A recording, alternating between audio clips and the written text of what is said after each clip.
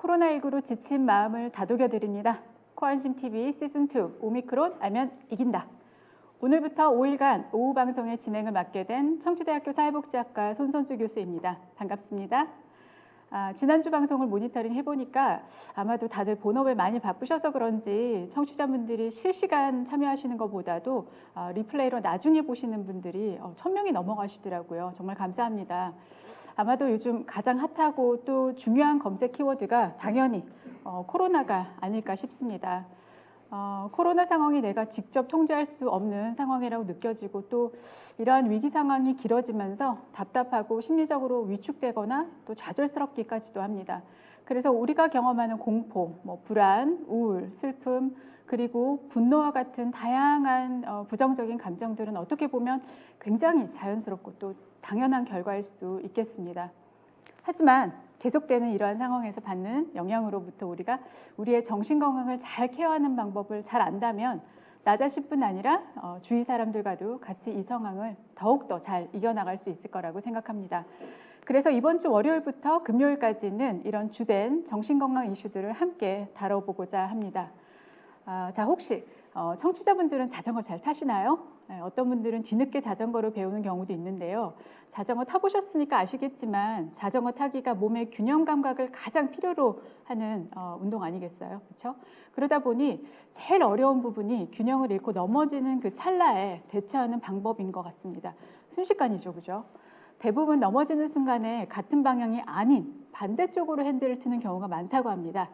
넘어지는 쪽으로 틀면 균형을 되찾을 수 있다는 거 알면서도 이상하게 순간 반대쪽으로 핸들을 틀게 되는 거죠. 지금이 그런 것 같습니다. 누구나 넘어지는 방향으로 향하는 것은 굉장히 괴롭고 또 두려운 일입니다. 하지만 넘어지더라도 과감하게 핸들을 틀어 발을 구른다면 앞으로 나아갈 수 있지 않을까요? 서울시 코비드-19 심리지원단과 나는 의사다, 서울시 자살예방센터, 그리고 한국 트라우마 스트레스 학회가 함께하는 코로나 마음의 상처 치유하고 회복합시다. 오늘도 넘어지지 않고 앞으로 나아가고 있는 여러분들을 모두 응원합니다. 자, 오늘 저와 라이브 방송을 진행해 주실 분을 소개하겠습니다. 경희대 정신건강의학과 백명재 교수님 나와 계십니다. 반갑습니다. 네, 안녕하세요. 경희대병원 백명재입니다. 반갑습니다. 네, 백명재 교수님께 제가 마이크를 넘겨드리기 전에 현장 분위기를 조금 달궈보고자 아이스 브레이킹 차 백 교수님에 관련된 퀴즈를 한 개 준비했습니다. 네, 제가 질문 드리면 10초 이내 지금 실시간으로 청취하고 계시는 분들께서 실시간 채팅방에 대기하시고 계셨다가 정답을 맞추시면은 제가 스타벅스 아메리카노 벤티 사이즈로 쏴드립니다. 자, 유튜브 채팅장에 커서 갖다 놓으시고요. 자, 트라우마 스트레스 학회, 한국 트라우마 스트레스 학회는 2015년에 창립했는데요. 그렇다면 한국 트라우마 스트레스 학회에서 총무위원장이신 우리 백명재 선생님의 키는 얼마일까요? 네, 10초 드리겠습니다. 10, 9, 8, 7. 잠깐 일어나 보시겠어요? 네, 잠깐. 네. 5, 4, 3, 2, 1. 네. 채팅창에 올라왔나요? 네, 키가 워낙 크셔가지고 화면이 다 잡지를 못하네요.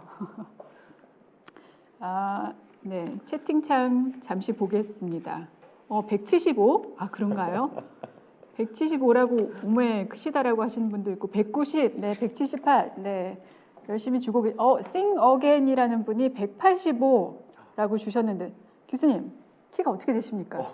누구신가요? 정답인데요. 네, Sing Again이라는 분 185, 네, 맞추셨습니다. 네, 제작자분들 이분께 아메리카노 가야 될 것 같습니다.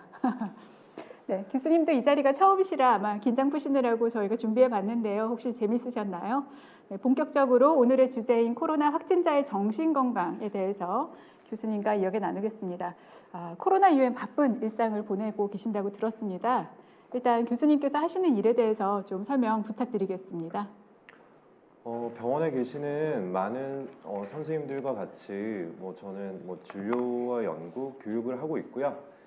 지금 제가 오늘 코로나19 확진자분들의 정신건강에 대해서 강의를 할 예정인데 2020년서부터 제가 코로나 우울 대국민 심층 상담 총괄 관사를 맡고 있으면서 확진자분들 한 3,000명 정도와 전화 통화를 좀 했었습니다. 그래서 그런 부분 통해서 그동안 확진자분들이 고생하셨던 그런 내용들을 좀 말씀드릴까 합니다. 네, 감사합니다. 3,000명 굉장히 많아요, 그죠? 전화 상담이긴 하지만, 네, 굉장히 많습니다. 자, 고생 정말 많으세요, 교수님. 감사합니다. 네, 교수님뿐만 아니라 이 3,000명인 이 많은 분들을 상담하기 위해서 여러분들이 이제 고생을 하시는데요. 네, 그 정신건강 분야 선생님들에 대해서 나중에 이제 소개를 좀 드리겠습니다. 오늘 기준으로 오미크론 재택 치료자가 20만 명이라고 합니다. 이럴 때일수록 우리 마음을 어떻게 돌보면 좋을지 또 이 시간 속에서 같은 해답을 찾으실 수 있으시면 좋겠습니다. 그럼 교수님, 네, 강연 부탁드리겠습니다. 네, 그러면 코로나19 확진자분들의 정신건강에 대해서 좀 말씀을 드리고요. 그리고 코로나 우울 대국민 심층 상담, 그 코로나 확진자뿐만 아니라 일반 국민들도 우리나라에서 최고 가는 전문가분들에게 무료로 상담을 받을 수 있는 채널이 있습니다. 그런 부분들에 대해서도 네, 마지막에 간략히 말씀드리도록 하겠습니다. 그래서 제가 사진을 몇 가지 좀 준비를 했는데요. 제가 2020년도에 그 백수였습니다. 어떻게 백수가 돼서 근데 이제 잠깐 알바를 했어야 됐었거든요. 그러면서 총 6군데 병원에서 제가 1년 동안 일을 했습니다. 근데 이제 중간에 그 잠깐씩 일할 수 있는 병원이 찾아지지가 않아가지고요. 20년 4월 달에는 제가 코로나 확진자분들 이제 상담을 하러 병원까지 그때는 이제 갔었고요. 그때 사진이 이제 맨 왼쪽 사진입니다. 국립마산병원의 그 정신질환자분들이 코로나 집단 발병이 돼서요. 국립마산병원으로 이송을 해서 거기에 계시는 선생님들이랑 함께 진료를 했던 모습이고요. 그 이후로 또 제가 경기도 정신응급 선별진료소에서 코로나 입원을 해야 되는 응급 입원해야 되는 분들이 코로나 검사가 이제 필요하지 않습니까? 이제 그런 업무들을 하면서 그 방호복을 좀 제일 많이 어떻게 입게 된 정신과 의사가 되었습니다. 매일매일 방호복 입고 지냈으니까요. 그러다가 이제 우연찮게 또 2020년 9월서부터 이제 늘어나는 확진자분과 자가격리자분들의 그 정신건강 상담 서비스를 공공 영역에서 하기가 힘들어져서 보건복지부에서 민간과 함께 하기 시작했고 그때부터 이제 제가 코로나와 관련된 분들의 전화 상담을 다른 선생님들과 함께 시작을 하게 되었습니다. 사실 제가 좋아하는 문구인데요. 모든 재난은 언제나 처음 겪는 재난입니다. 우리가 뭐 산불이나 뭐 홍수 그리고 뭐 감염병 재난 계속 반복이 되어 왔지만 사실 그때마다 조금씩 다 성질이 다르거든요. 그래서 전문가로서 저 같은 경우에는 재난정신건강, 트라우마 관련돼서 세부 전공을 맡고 있기 때문에 이런 재난 상황에 놓인 분들을 최근 10년 동안 계속적으로 만나 뵙고 있었습니다. 그런 전문가들도 새로운 재난에서는 당황하기 마련입니다. 당연히 일반 국민분들, 코로나가 확진된 분들, 당연히 처음이시죠. 이런 분들 전문가들도 당황하고 공부를 해야 되고 알아야 되는 것들이 많거든요. 국민들 확진된 분들도 좀 더 아시면 잘 이겨내는 데 도움이 될 수 있습니다. 그래서 그런 것들 몇 가지를 좀 소개를 해드리려고 합니다. 자, 이것은 20년 초기, 20년 9월입니다. 이때 당시 연령에 따른 사망자인데요. 보시면 그때는 젊은 분들은 거의 사망자가 아예 없었고 이제 보시면 60대 이상에서 1.1%, 70대 이상에서는 6.4%, 80대 이상에서는 무려 21%가 코로나에 확진되면 사망했습니다. 뭐 저는 아직 40대지만 저희 부모님은 70대시거든요.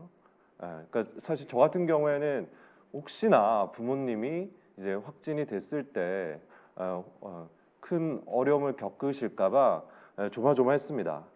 특히 사망은 기저질환과 관련이 큽니다. 뭐 화면에서 보시는 바와 같이 코로나 사망자들의 거의 대부분은 기저질환이 있는 분들이거든요. 저희 부모님도 뭐 다른 부모님들도 마찬가지시겠지만 연세가 있으신 분들은 기저질환이 있는 분들이 많으시죠. 특히 저희 부모님 같은 경우에는 기저질환으로 인해서 면역 억제제를 두 분 다 복용하고 계시거든요. 그래서 혹시나 부모님이 걸렸을 때 면역 억제제를 복용을 하는 와중이기 때문에 더더욱 좀 위험해지지 않을까 걱정을 많이 했습니다. 네, 이것은 최근 지난주인가요? 2월 3일이니까요. 최근 연령별 사망자를 보여주는 표입니다. 초기보다 그래도 많이 떨어졌죠. 백신과 치료가 조금 더 발전이 되면서 80대 이상에서는 13%, 70대에서는 4.2%가 사망을 하게 됩니다. 초기보다는 많이 나아졌지만 여전히 코로나는 위험한 질환인 것은 확실합니다. 물론 오미크론이 전염력은 높지만 중증화가 되는 비율이 많이 적어지면서 그나마 이전보다 사망하는 분들이 적을 것으로 예상은 되지만 이것이 확진자가 폭증했을 때 어떤 양상으로 나타날지는 지금으로서는 예측하기가 어려운 부분이 분명히 있습니다. 자, 우리가 다들 뭐 저도 엄청 많이 쓰는 단어인데요. 코로나 블루, 코로나 우울이라는 단어를 들어보신 적 있을 겁니다. 그런데 신기한 것은 코로나 블루, 코로나 우울이 우리나라에서만 쓰는 용어입니다. 외국 논문들을 검색해 보면 뭐 코로나 디프레션, 뭐 코비드 디프레션, 코비드 블루 이렇게 논문을 검색해 보면 외국에는 그런 용어의 그 논문이 검색되지 않습니다. 구글에서도 한번 뭐 시간이 되실 때 검색해 보십시오. 영어로. 그러면 거의 외국의 글들이나 뉴스들을 접하기 어려우실 겁니다. 이것은 이렇게 된 것은 뭐 우리나라에 특별한 사정이 있습니다.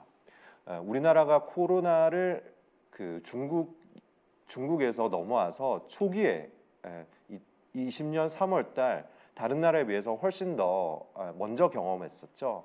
하지만 그래도 방역을 철저하게 하신 그 국민들 덕분에 초기에 어느 정도 코로나가 안정적으로 관리가 됐었습니다. 하지만 외국은 그렇지가 못했죠. 특히 선진국을 중심으로 엄청나게 많은 확진자분들과 사망자분들이 발생하게 됐는데요. 외국은 초반에서부터 정신 건강을 케어할 그런 여력이 없었습니다. 왜냐하면 워낙 사망자나 이런 확진자 비율이 높았기 때문에 여력이 없었던 거죠. 근데 우리나라는 초반부터 관리가 어느 정도 되었기 때문에 정신 건강 관리도 초반부터 적극적으로 해왔습니다. 그러면서 코로나 블루, 코로나 우울은 코로나에 확진된 분들뿐만 아니라 일반 국민들, 뭐 예를 들면 뭐 취약계층, 소외계층, 경제 사회적 피해 계층 분들 모두가 경험할 수 있는 진단명이라기보다는 사회 현상의 일종으로 불리게 되는 거죠. 자, 그러면 우리가 궁금해할 점은 실제 코로나 바이러스 자체로 심리적 어려움이 발생되는가? 우리가 이때까지 코로나 블루, 코로나 우울은 2차적인 그런 스트레스 요인으로 인한 우울감, 불안감 이런 것들을 지칭하는 용어인데요. 실제로 코로나 바이러스 자체가 정신과적인 문제를 유발할까? 예를 들면 산후우울증이라는 게 있죠. 산후우울증은 그 산후에 육아에 대한 스트레스로 인해서 생기는 것도 있지만 대부분은 호르몬의 변화로 그 산후 우울증이 생기는 것으로 되어 있습니다. 코로나가 혹시나 이런 뇌의 변화를 일으켜서 다른 그 2차적인 그 정신과적인 문제를 생기게 할 수 있는가? 그거 의문이 하나 있고요.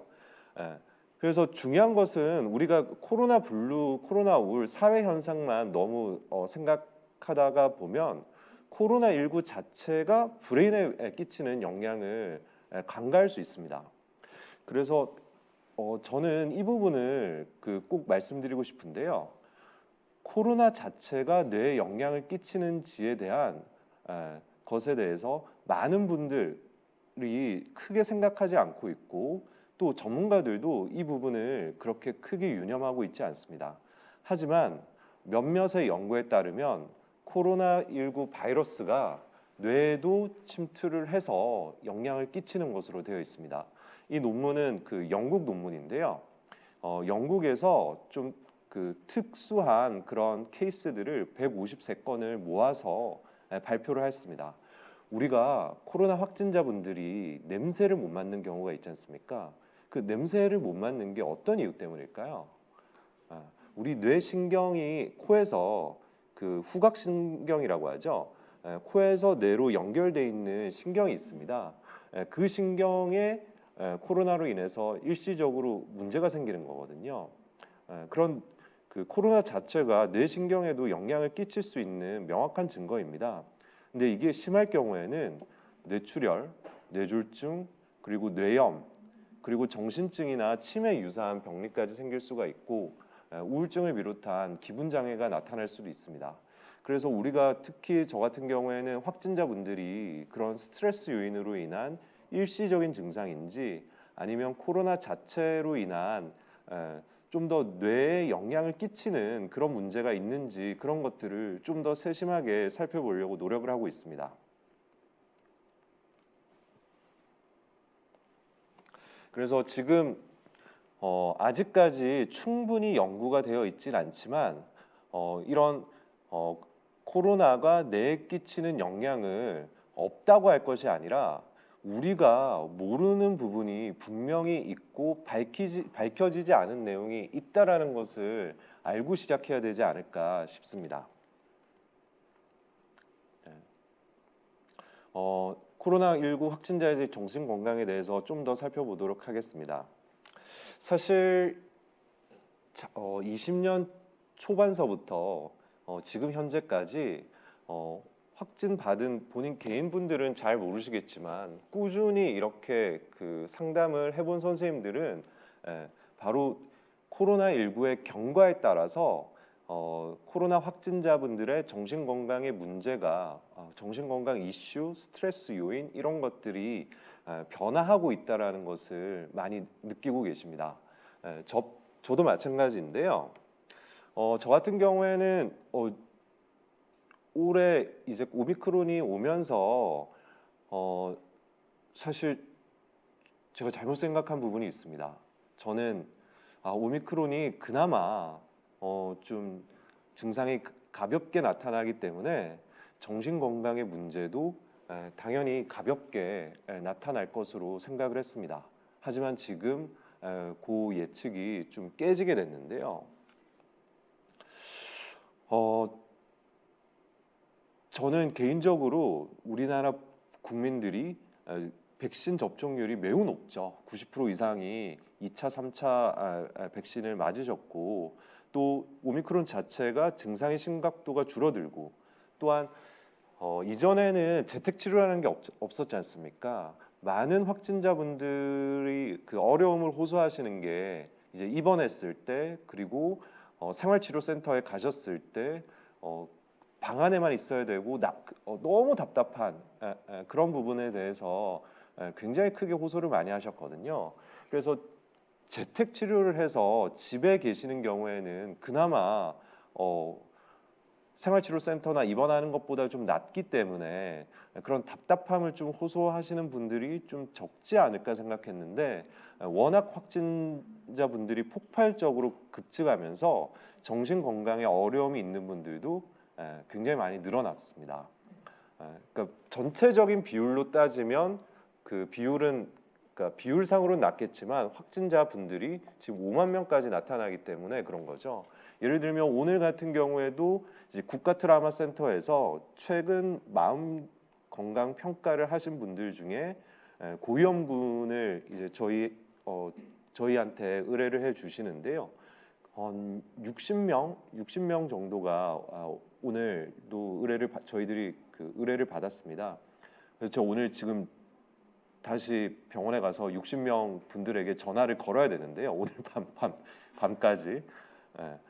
근데 이제 이전에는 관심군, 고위험군 이렇게 합쳐서 국가 트라우마 센터에서 의뢰를 했다면 지금 워낙 마음 건강 평가에서 그 심각하게 체크하신 분들이 많기 때문에 오늘 같은 경우에는 60명이 의뢰가 됐는데 모두 다 고위험군으로 의뢰를 받았습니다. 이게 어쩔 수 없이 늘어난 부분들이 분명히 있는 거죠. 최근 확진자분들의 제가 예를 들면 재작년 확진자분들의 특징을 지금 여기서 다시 반복할 이유는 없을 것 같고 최근 확진자분들 중에 정신건강 어려움을 겪는 분들의 특성에 대해서 몇 가지 좀 말씀드리겠습니다. 아시겠지만 백신이 그 성인부터 맞게 되면서 아동 청소년들의 확진자가 최근에 급증하게 됐죠. 급증하게 되면서 대처 능력이 당연히 성인보다 떨어진 아동 청소년의 정신건강 문제가 좀 빈도수가 늘어나고 있습니다. 이전에 비해서 저도 초등학생, 중학생, 고등학생들과 통화할 일들이 예전에는 거의 없었다고 생각하시면 됩니다. 근데 최근에는 이제 오늘 같은 경우에도 한 4-5명은 그 60명 중에 4-5명은 아동 청소년일 텐데요. 통화를 해야 됩니다. 이분들의 정신 건강은 지난주 금요일 날 김현수 선생님께서 좀 말씀을 해주신 걸로 알고 있는데요. 문제는 아동 청소년뿐만 아니라 이 친구들을 케어해야 되는 부모의 어려움이 가중되는 부분입니다. 제가 제일 마음이 아픈 것은 고위험군 분들 이렇게 전화를 하지 않습니까? 그러면 30대, 40대 초반 그 분들, 그 여성분들과 이제 전화를 하면 제가 그냥 가슴이 턱하고 좀 괴로울 때가 있습니다. 그러니까 보통 다들 조용한 가운데서 저랑 통화를 하는데 그 아기들 엄마시죠. 엄마 통화를 하는 내내 아이들이 계속 말을 걸고 이야기를 하는 거죠. 제가 짧게 통화하는 그 검사 결과 설명드리고 상담에 대해서 안내하는 그 순간조차 그 짧은 몇 분조차 어머니들이 거기에 이제 집중할 수가 없는 거죠. 그러니까 그 나머지 시간들을 어머니가 얼마나 좀 힘들게 지낼지 이게 그려지니까 너무 좀 마음이 힘들 때가 있고 더더욱 마음이 힘든 것은 안 좋은 어머니들이 상담을 받고 싶지만 도저히 시간이 안 돼서 상담을 못 받겠다라고 하는 분들이 많습니다. 직장인들보다 어머니들이 더 시간이 없는 거죠. 그러니까 그런 케어하는 부모들의 어려움 이게 굉장히 많이 가중이 됐습니다. 그리고 작년 말부터 코로나19로 가족을 잃은 유족분들이 늘어났죠. 이전에는 가족분이 사망해서 저희한테 상담 신청하시는 경우가 그렇게 많지는 않았는데 요즘에는 일주일에 여러 건은 사망한 유족분들이 연락을 하시는 경우가 있습니다. 특히 이 코로나와 같은 경우에는 다른 질환으로 사망한 것과 굉장히 많이 다릅니다. 특히 갑자기 사망을 하게 되는 경우가 많고 그 다음에 돌아가시는 마지막 순간을 함께하지 못하죠. 그리고 장례도 제대로 치르지를 못하는 경우가 많습니다. 그러니까 즉 애도를 할 수 있는 여유가 없는 거죠. 당연히 그 애도가 필요한 상황인데 애도가 충분히 안 되는 거죠. 또 더더욱 마음이 아픈 것은 자녀분들이 먼저 확진이 되고 부모님한테 옮기는 경우죠. 그런 경우에 그 괴로움과 죄책감 이런 것들은 지금 뭐 방송을 들으시는 분들도 네, 뭐 쉽게 짐작할 수 있으리라 생각이 듭니다. 또 뿐만 아니라 코로나19와 관련된 행정이 마비되면서 이러한 불편감과 불안감이 이제 을 호소하는 분들이 많습니다. 지금 저는 오늘 점심 전까지 오전 진료를 하고 지금 이쪽으로 온 건데요. 오늘 오전에 제 환자 중에 한 분이 이제 확진 받고 이틀 전에 이제 격리 해제가 돼서 오늘 오셨더라고요. 보건소가 아예 연락이 안 된다는 얘기를 하고 그 안내 문자가 확진을 받은 한참 뒤에 격리 해제가 되기 하루 이틀 전에 안내가 왔다고 하더라고요. 아마 이런 확진 받은 분들 중에 이런 그 경험을 하시는 분들이 상당히 많습니다. 그래서 저희는 이제 정신건강 상담을 위해서 제가 전화를 드리면 지금 이 전화가 필요한 게 아니라 코로나 자체와 관련된 보건소의 전화가 훨씬 더 지금 급하다. 그런 이야기들을 많이 하시는 분들이 있거든요. 그래서 이런 세 가지가 지금 최근에 나타나는 특성입니다. 근데 그럼에도 불구하고 다행인 점이 있습니다. 확실히 호흡기 증상이 심한 분들이 적고 그런 코로나 자체에 대한 증상에 대한 걱정은 많이 줄었습니다. 그러니까 제가 또 통화를 하다 보면 예전 같은 경우에 여름, 그러니까 충분히 백신이 보급되기 전에는 제가 전화를 걸면 다들 기침을 많이 하세요. 그러니까 제가 정말 상담을 안내하고 상담을 안내하고 원하시는 분들 상담을 해야 되는데 기침이 너무 심해서 이거는 상담을 하실 수 없는 분들이 또 상당히 많습니다. 그러니까 그때에 비해서 지금은 요즘 뭐 주말에도 토요일 날 제가 한 60분 정도 그 전화를 드렸는데요. 기침 때문에 통화가 어려운 분들은 거의 없었습니다. 그만큼 백신을 맞고 그다음 오미크론 자체의 증상이 약하기 때문에 그런 부분은 확실히 증상 자체는 확실히 좀 줄어들었다는 게 하나의 다행인 점이고요.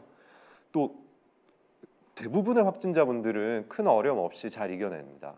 물론 제가 아까 말씀드렸다시피 그 확진자분들이 폭증하게 되면서 힘든 분도 당연히 있으시지만 대부분의 분들은 호흡기 증상뿐만 아니라 정신건강 문제가 특별하게 없이 잘 이겨내십니다.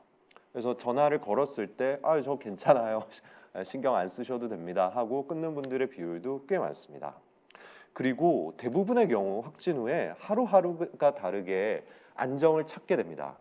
국가트라우마센터에서 이제 확진 받은 분들한테 뒤에서 소개를 해드리겠지만 그 문자가 가게 되거든요. 정신건강 심리지원과 관련된 문자가 가게 되는데 거기 마음건강 평가를 할 수 있도록 되어 있습니다.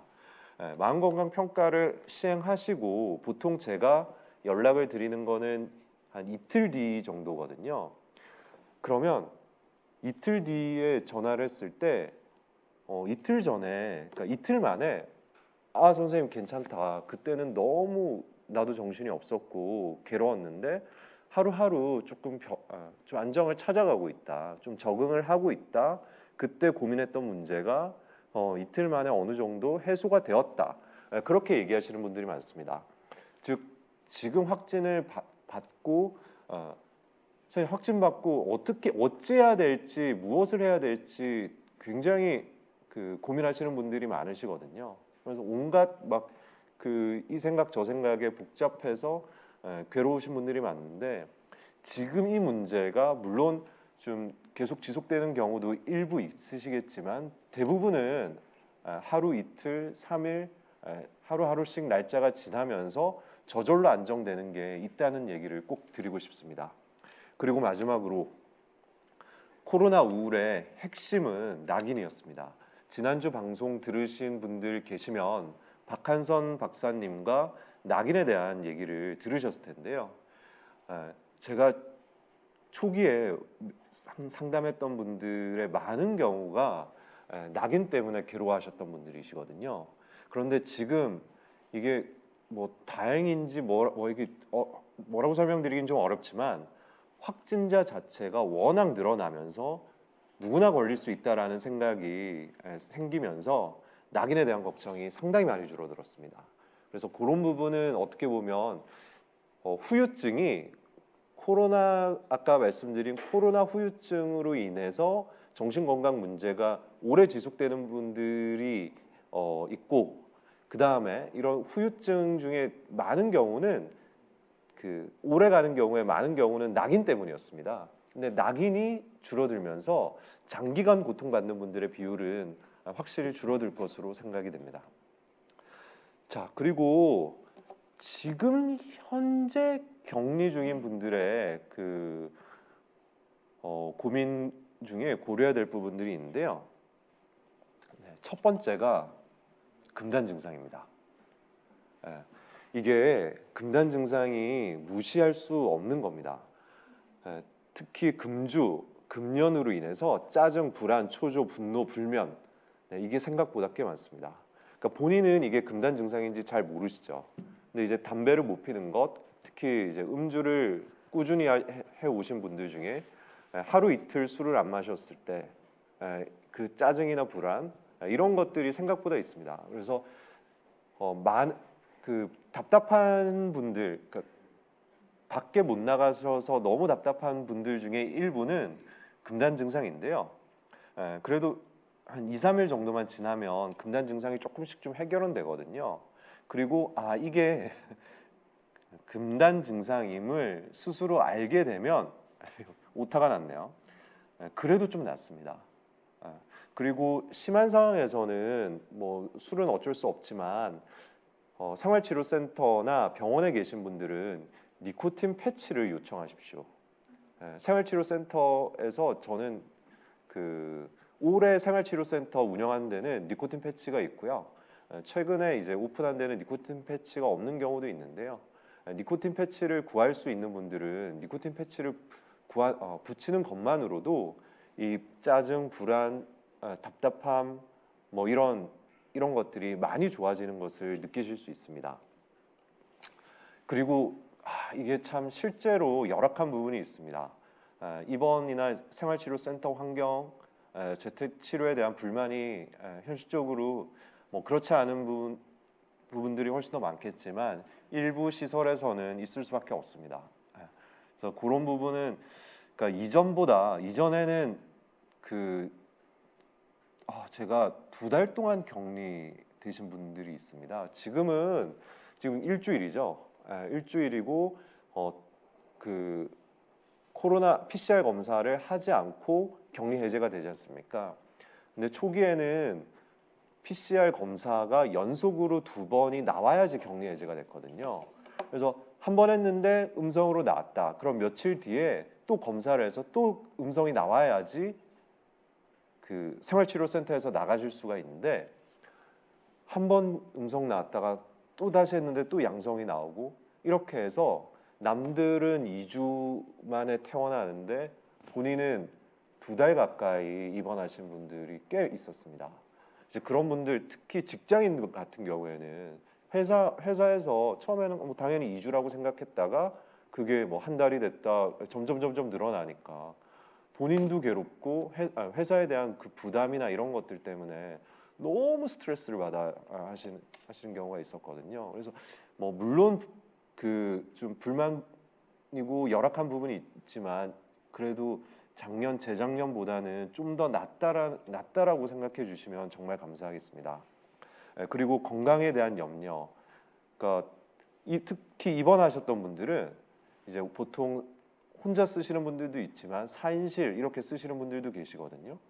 옆에 분한테는 약을 안 주는데 자기는 이제 약을 주고, 옆에 분은 피 검사 자주 안 하는데 자기는 피 검사도 자주 하고 엑스레이도 자주 찍고 내가 확실히 안 좋은가 보다. 나 어떡해. 다른 사람들 열 나는 사람 별로 없는데 나는 열 나고 기침 계속하고 이 불안감이 굉장히 컸습니다. 그리고 이 약이라고 하는 것이 치료제가 아니죠. 대부분 타이레놀. 예. 그때 얼마 전까지만 하더라도 치료제라는 것 자체가 없었지 않습니까? 그거를 아는 상황, 치료제가 없는 상황에서 내가 악화됐을 때 어떻게 될지 모른다라는 그 불안감이 정말 공포에 가까운 불안감이었죠. 근데 이제 최근에 드디어 얼마 전부터 이제 치료제가 우리나라에 왔지 않습니까? 그래서 그나마 조금 그 증상이 심한 분들에게도 좀 희망이 생겼다. 그렇게 좀 말씀을 드리고 싶습니다. 그리고 마지막으로 최근 여러분들이 말씀하시는 것 중에 하나가 PCR 검사를 하지 않고 격리 해제가 되는 것 그 자체에 대해서도 이제 걱정을 하시거든요. PCR 검사를 해보시면 격리 해제가 된 분들 중에서도 일부 양성으로 나오는 분들이 있습니다. 그런데 중요한 것은 PCR에서 검사해서 양성으로 나온 것과 전염력이 있다라는 것은 다른 문제거든요. 그래서 그 부분은 나라에서 당연히 전염력이 있는데 격리 해제를 할 가능성은 없다 생각하시고 안심하시고 받아들이셨으면 좋겠습니다. 그 다음에 완치 이후의 정신건강 문제. 여전히 남아있는 낙인에 대한 걱정이고요. 제가 좀 더 말씀드리고 싶은 것은 이 두 번째입니다. 의학적으로 설명되지 않는 신체 증상, 원인이 찾아지지 않는 신체 증상이죠. 우리가 전문 용어로는 MUPS라고 하는데요. 확진 받으신 분들 중에 이런 분들이 꽤 많습니다. 예를 들면 코로나 증상은 많이 좋아졌는데 여전히 무기력하다. 병원에서는 내과에서는 엑스레이도 깨끗하고 별다른 문제가 없다고 하는데 지속적으로 호흡기 증상이 있고 분명히 열을 재보면 열은 없는데 내 몸에 계속 열감이 막 가슴에서 막 열이 나고 이게 막 목이나 머리 위로 올라오고 또 집중력이 떨어지고 이전과 뭔가 내 몸 컨디션이 다르다 이런 것들을 호소하시는 분들이 많습니다. 사실 의학적인 검사에서 이상 소견이 없다고 해서 없는 증상은 아닌 거죠. 이분들이 꾀병이 있는 것도 아니고요. 그래서 여러 가지 검사들을 여러 병원을 전전하시거나 반복적으로 검사를 받으심에도 불구하고 내과에서는 다른 과에서는 특별한 문제가 없다. 검사상에 다 이상 없다. 지금 우리가 검사상에 이상이 없으니 특별히 해드릴 문제가 없다. 특별히 해드릴 치료가 없다. 근데 증상은 계속 있으니까 증상 자체에 대한 지나친 걱정과 몰두를 하시는 분들이 계십니다. 사실 이것은 코로나 이전에도 저희 정신건강의학과 의사들은 많이 접하는 그 증상들이고요. 이렇게 의학적으로 설명되지 않은 신체 증상이 오래 지속이 되신다면, 그러니까 많은 경우 시간이 지나면서 저절로 해결되는 부분들이 있습니다만, 다른 과에서 해결되지 않는 증상들이 있으시다면 정신건강의학과에 오셔서 한번 상담을 좀 받아보십시오. 이게 무슨 심리적인 문제와 특별히 상관없이도 이렇게 나타나는 신체 증상들이 분명히 있을 수 있습니다. 근데 그런 것들도 저희 정신건강의학과에서 많은 도움을 드릴 수 있는 부분입니다. 그리고 지금 저희 그 심층 상담을 저와 함께 진행하고 있는 전문가 분들이 무려 90여 명이 넘습니다. 90여 명 분들을 작년 말에 저희들이 한번 설문을 해봤습니다. 설문을 해봤을 때 확진 받아서 지금 치료를 받고 있는, 그러니까 생활치료센터나 병원에 입원한 분들의 주된 어려움이 어떤 것들이 있는가 전문가들에게 설문을 받아봤습니다. 보시면 불안, 불면, 우울 등과 같은 정신건강 문제가 확실히 제일 높은 비율을 차지했었고, 두 번째가 본인 걱정보다 주변 걱정을 하는 거죠. 지금 약간 잘렸는데 주위 사람들한테 전파하지 않았을까 하는 걱정, 나 때문에 직장 동료 같은 반 친구들, 가족들이 나 때문에 괜히 PCR 검사를 하게 되는 등 불편함을 겪지 않았을까 하는 그런 걱정에 대한 어려움을 얘기하는 분들이 두 번째로 많았습니다. 그리고 세 번째가 퇴원을 하지도 않았는데 입원한 상황에서부터 낙인에 대한 문제가 이제 세 번째로 높은 것을 확인하실 수가 있고요. 그 다음에 제가 좀 더 짚어드리고 싶은 부분은 원래 기존의 정신건강 문제가 있었던 분들입니다. 네, 당연하게 원래 건강하게 지냈던 분들은 큰 어려움이 있더라도 잘 이겨내는 경우가 많으신데요. 원래 정신건강에 문제가 있었던 분들은 이러한 스트레스 상황에 노출됐을 때 다른 분들에 비해서 좀 더 마음의 문제를 크게 겪을 수 있습니다. 그래서 이런 경우에는 특히나 본인 정신건강 관리에 대해서 신경을 쓸 필요가 있겠습니다. 그리고 이제 이전에, 그러니까 확진 이후에, 확진 받은 지 시간이 지난 이후에 주된 어려움 보시면 여전히 제일 높은 것은 우울, 불안, 불면 등의 정신건강 문제였고요. 두 번째가 확진자에 대한 낙인, 주변, 세 번째가 주위 사람들에게 끼친 피해, 네 번째가 코로나19와 관련된 신체 후유증. 제가 말씀드린 몇 가지가 확실히 그 저뿐만 아니라 많은 전문가분들이 확진자분들이 겪는 주된 어려움으로 공통적으로 인식을 하셨습니다.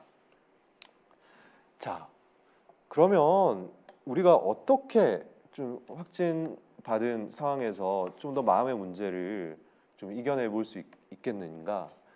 저는 제일 먼저 새겨야 될 점은 이것이 누구나 걸릴 수 있는 병이라는 것을 이제는 우리 모두가 받아들여야 되는 겁니다. 저희 병원 과장님, 저희과 과장님, 그러니까 내일 이 자리에서 강의를 하실 백종우 교수님은 저희 회의 때마다 그런 말씀을 많이 하십니다. 우리 직원 중에, 우리 과원 중에 누구나 걸릴 수 있는 문제라고 이제 생각한다. 그래서 걸렸을 때 우리가 어떻게 그 업무를 분담해야 될지 그 부분들, 그리고 걸린 분들의 개인이 너무 본인이 걸렸다고 해서 주변 사람들한테 끼친 그 피해나 그런 걱정에 대해서 염려하지 않게끔 미리 지금 말씀을 여러 번 반복해서 하시거든요. 누구나 모르죠. 저도 언제 걸릴지 모른다고 생각합니다. 그래서 이것은 이제는 어느 정도 받아들여야 될 때가 왔다고 생각이 들고요. 두 번째는 미리 대비를 해야 됩니다. 우리가 코로나에 확진됐다는 것을 알면 이제는 이번에 이제 내 차례가 왔구나 받아들이고요. 근데 이제 그때 이제 어떻게 해야 되지? 미리 이제 뭘 해야 되지? 내가 지금 집에서 재택치료 받나? 내가 생활치료센터 가야 되나? 이런 지금 필요한 게 뭐지? 그때서 준비하면 좀 늦을 수 있습니다. 확진을 대비해서 미리 정보를 챙기십시오. 정보는 시시각각 변하거든요. 그래서 정보 제공처를 파악하는 것이 제일 중요한데요. 제가 몇 가지 정보 제공처를 슬라이드로 보여드리도록 하겠습니다. 두 번째는 확진에 대비해 미리 필요한 물품 리스트를 체크하십시오. 우리가 여행 갈 때 미리 가방 싸기 전에 체크리스트 같은 거 있지 않습니까? 그것처럼 미리 한번 시뮬레이션을 한번 해보는 게 좋습니다. 저 같은 경우는 지금 제 노트북, 그 다음에 아이패드 이런 것들 확진을 받아도 가서 일해야 될 상황일 거기 때문에 그러니까 그런 것들, 기본적인 그런 것들을 어떤 것들을 챙겨야 될지 혹시나 내가 놓친 것은 없을지 한번 생각해 보시고요. 그 다음에 많은 분들이 이 좁은 공간에서 무엇을 해야 될지 어찌할 바를 모르시는 분들이 있는데요. 얼마 전에 제가 그런 얘기를 들었습니다. 이때 지금 해야 될 것은 그동안 못 봤던 좀 쉬면서 할 수 있는 것들을 챙겨야 된다. 그래서 저는 만약에 제가 확진이 된다면 그 유튜브 무료 한 달짜리 그거를 하려고 합니다. 그래서 못 보던 영화도 좀 보고, 그래서 어떤 분들은 그러니까 넷플릭스나 유튜브, 그 다음에 왓챠인가요? 이렇게 한 달짜리 무료로 할 수 있는 거 있지 않습니까? 그런 것들 한번 생각해 보셔야 됩니다. 그리고 세 번째, 확진을 대비해서 업무와 육아와 같이 일상의 변화를 미리 시뮬레이션 해 보시는 것을 권장해 드립니다. 몇 가지 그 정보를 확인할 수 있는 곳을 보여드리면요. 질병관리청 콜센터입니다. 보건소가 연락이 안 됐을 경우인데 정말 연락하기 어려운 경우가 많이 있을 텐데요. 제가 한번 1339에 전화를 걸어봤습니다. 저도 궁금한 게 있어가지고 다행히 빨리 연락이 되더라고요. 그래서 질병관리청 콜센터에서 궁금한 것들을 확인해 보실 수 있고, 그다음에 질병관리청 검색을 해보시면 코로나 바이러스 감염증 홈페이지가 있습니다. 거기에 여러분들이 궁금한 정보들의 많은 경우가 올라가 있으니까요. 한번 확인해 보시면 정말 좋겠습니다. 그리고 저희 한국 트라우마 스트레스 학회에서 감염병 심리사회 방역 지침과 그다음에 여러 가지 카드 뉴스나 뭐 이런 것들을 제작한 것이 홈페이지에 있습니다. 그리고 국가 트라우마 센터 홈페이지에서도 관련된 정보를, 정신건강과 관련된 정보를 확인하실 수 있고요. 그다음에 지금 함께 진행하고 있는 서울시 코비드19 심리지원단에서도 정신건강에 어려움을 겪는 분들에게 필요한 정보들을 제공해 드리고 있으니까 한번 확인 부탁드리도록 하겠습니다. 네, 서울시 코비드19 심리지원단은 정말 열심히 이런저런 자료들을 많이 만들어 놓으셨습니다. 자, 그 다음에 이것은 어떻게 보면 상당히 어려운 이야기인데요. 받아들이기, 수용하는 마음 자세가 필요합니다. 우리가 어떤 스트레스 상황에 놓이게 되면요, 자동적으로 나타나는 것은 내 탓 혹은 남 탓입니다. 내가 원치 않게 내 마음은 누구를 탓하고 싶어 합니다. 사람에 따라서는 이것을 내 탓으로 돌리는 사람이 있고요. 또 어떤 분들은 또 이것을 남 탓으로 하는 경우가 있는데요.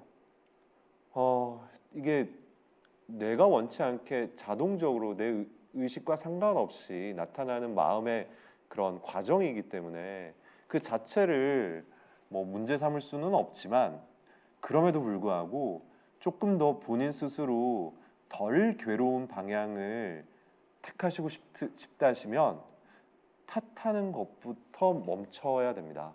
물론 이게 어려운 경우가 있습니다. 누군가 분명히 잘못한 사람 때문에 본인과 가족들이 큰 곤란을 겪을 수도 있는 거고요. 그럼에도 불구하고 그 탓하는 것은 절대 문제를 해결하는 데 도움이 되지가 않습니다. 오히려 더 그 탓을 할수록 더 잠도 못 주무시고요. 더 마음속에 분노와 짜증과 괴로움을 더 안게 되십니다. 그래서 정말 어려운 이게 쉽지 않은 이야기라는 것은 저도 아는데요. 그래도 한번 한 번만이라도 이 부분에 대해서 확진을 받으신 분들이 생각해 주셨으면 좋겠고요. 어떤 일이든 일어날 수 있는 일입니다. 우리가 더 다른 병들 모르죠. 우리가 세상을 살아가면서 다양한 병이 걸린 분들이 많지 않습니까? 본인이 잘못해서 병이 걸린 경우 거의 없죠. 나도 모르게 병은 생기기 마련입니다. 그래서 어떤 일이든 이게 나한테 이런 일이 일어났다, 가족한테 일어났다. 일단 받아들이고 그 다음 문제를 바라보시는 것이 어떻게 보면 가장 지금 현재에서 현명하게 대처하는 방법이라고 생각을 합니다. 네, 제가 그 다음에 코로나 우울 대국민 심층 상담에 대해서 짧게 말씀을 좀 드리도록 하겠습니다. 시간이 너무 많이 지난 것 같아서 좀 죄송한데요.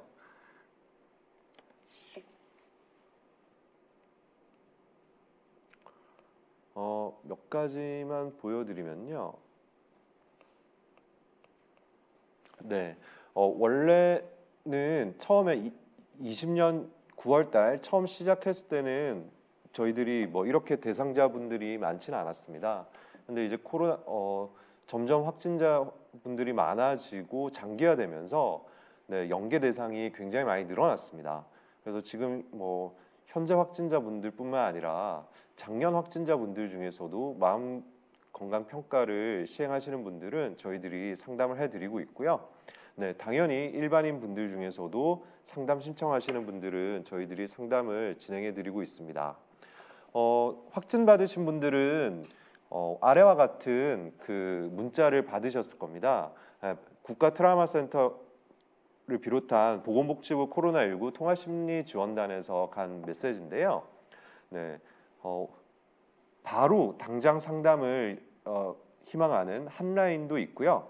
그다음에 정신건강평가를 받아보시고 거기서 관심군이나 아니면 고위험군으로 나온 경우에는 국가 트라우마 센터를 비롯해서 저희 그 민간 전문가분들이 연락을 드려서 상담을 원하시는지 확인을 해드리고 있습니다. 그리고 우측 보이는 것은 국가 트라우마 센터 카카오 채널입니다. 국가 트라우마 센터 카카오 채널에 가입을 하시면 바로 아래와 같은 배너가 보입니다. 코로나 우울 전문가 상담을 클릭하시면 이것은 확진자분들도 많이 애용을 하시고요. 일반 국민 누구나 다 그 전문가의 상담 신청을 하실 수 있습니다.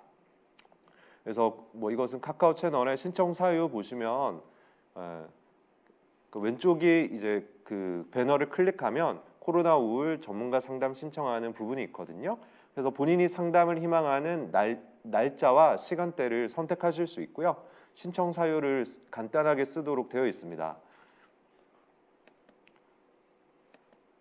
그리고 저희가 상담 인력은 대한신경정신의학회, 그러니까 정신과 전문의 그리고 한국심리학회, 한국트라우마 스트레스 학회에서 총 90여 분의 전문가분들이 무료로 전화 상담을 해드리고 있고요.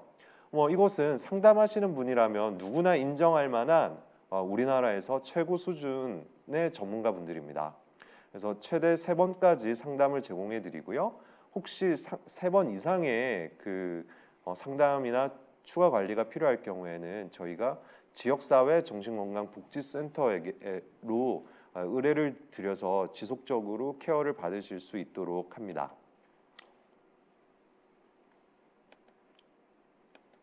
네, 그래서 저희가 뭐 보시면 뭐 다양한 전문가분들의 자격을 확인하실 수 있고, 네, 경력도 대부분 절반 이상이 4분의 3 이상이 10년 이상의 경력이 있는 전문가분들인 것을 확인하실 수 있습니다.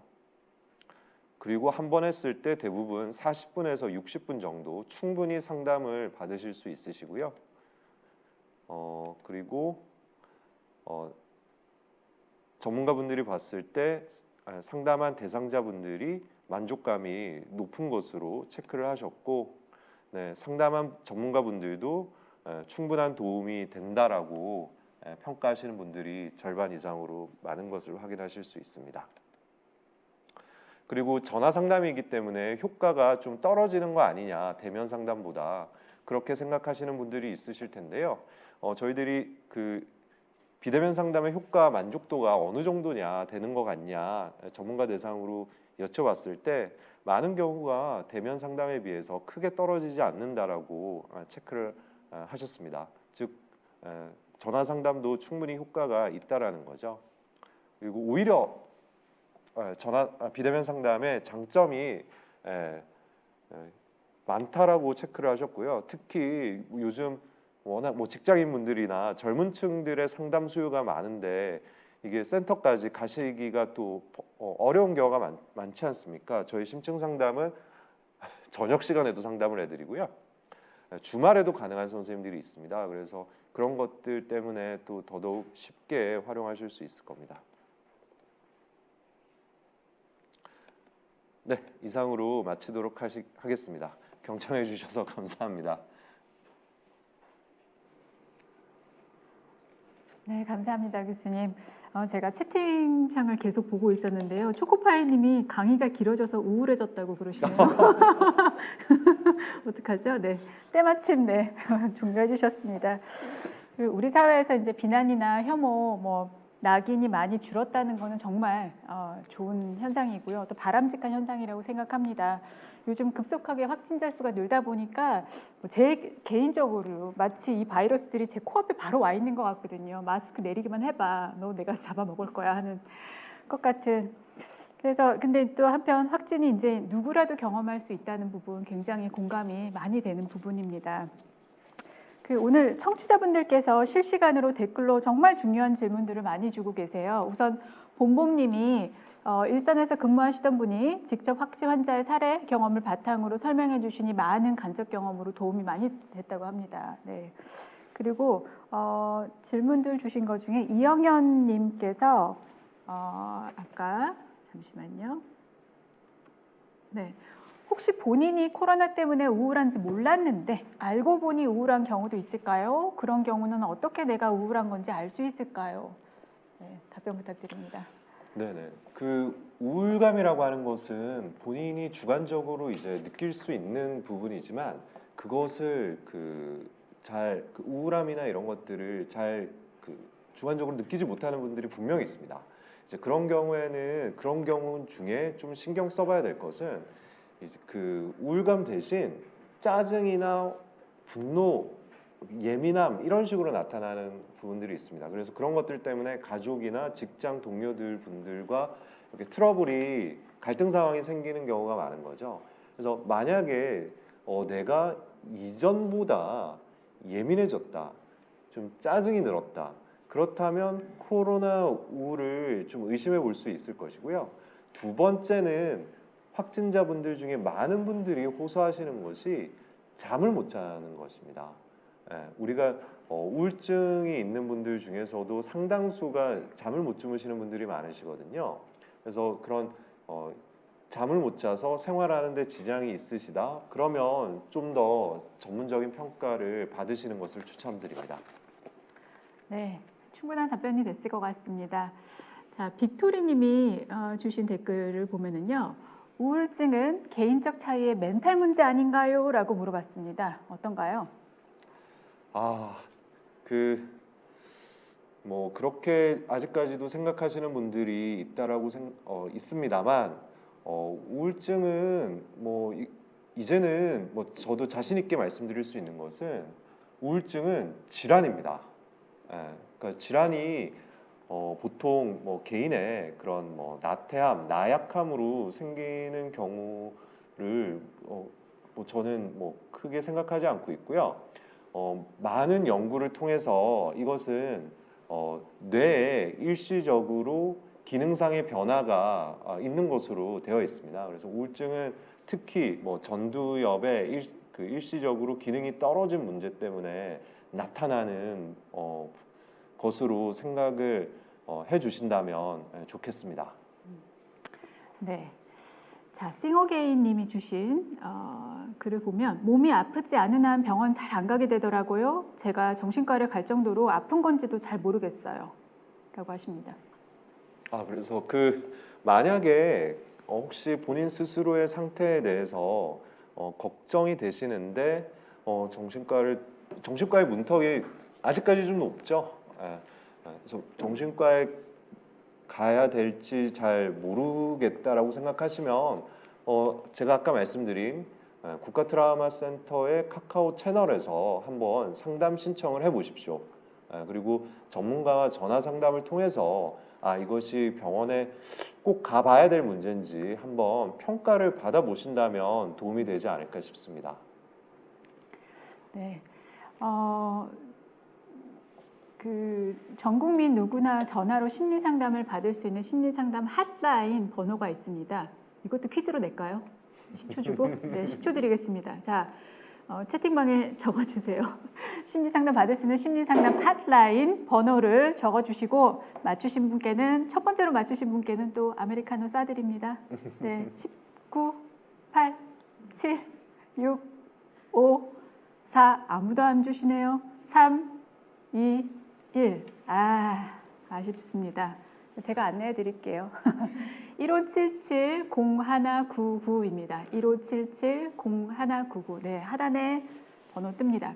이 번호는 24시간 운영되고 있으니까요. 전문가에게 고민을 털어놓고 또 상담을 받으시고 싶으신 분들은 메모해 두셨다가 마음의 병이 너무 커지기 전에 꼭 활용하시기를 바랍니다. 자, 이어서 그럼 질문 몇 개 드릴게요, 교수님.